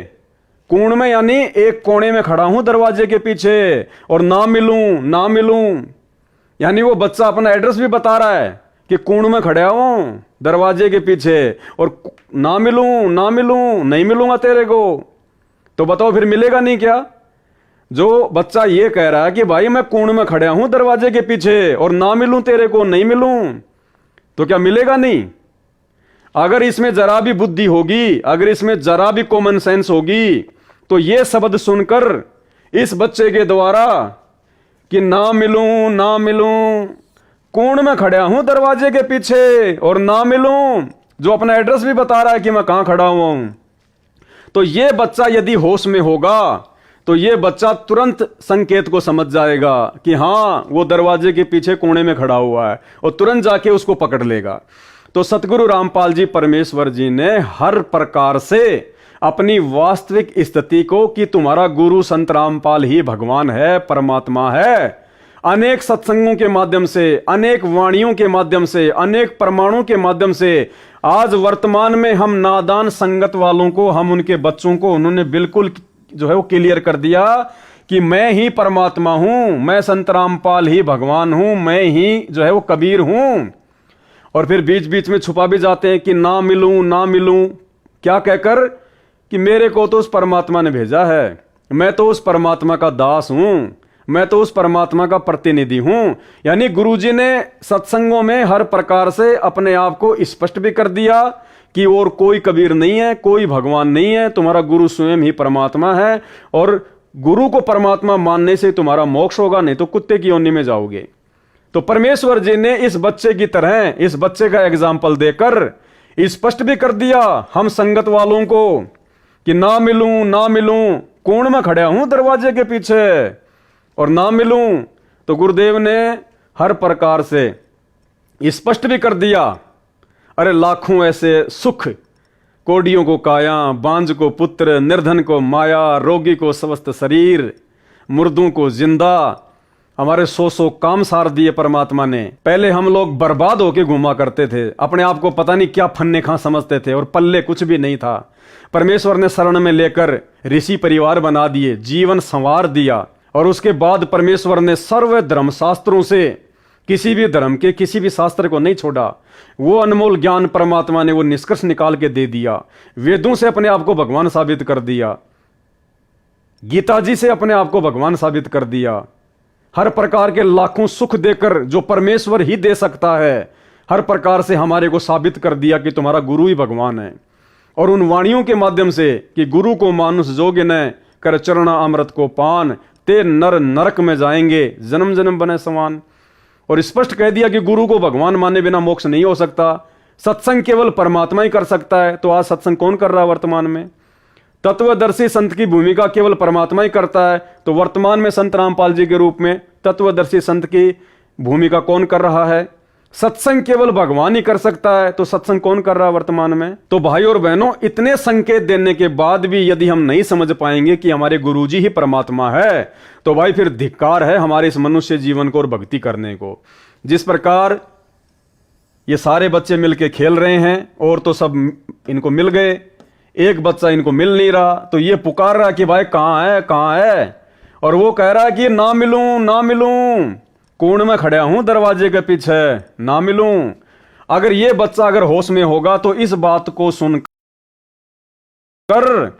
कि कोण में खड़ा हूं दरवाजे के पीछे, तुरंत जाके पकड़ लेगा और मूर्ख होगा, अज्ञानी होगा, तो भाई उसी कागज की फोटो को, उसी कबीर की कागज की फोटो का प्रगट दिवस मनाता रहेगा, उसी कागज की फोटो को अपना भगवान मानता रहेगा और गुरु को मानुस मान के इसी प्रकार से जेरे कुएं में पड़ा रहेगा। तो अब आप जी खुद सतगुरु रामपाल जी भगवान के मुख कमल से विशेष संदेश नंबर 44 की वो ऑडियो सुनिए, जिसमें परमेश्वर ने इन बच्चों को आधार बनाकर एक छोटा सा एग्जाम्पल देकर अपनी स्वयं की स्थिति को बिल्कुल क्लियर कर दिया कि भाई पहचान लो, अब बाकी मैं तो अपने आप को छुपाता रहूंगा, पहचानना तुमने स्वयं पड़ेगा मेरे ज्ञान को आधार बनाकर।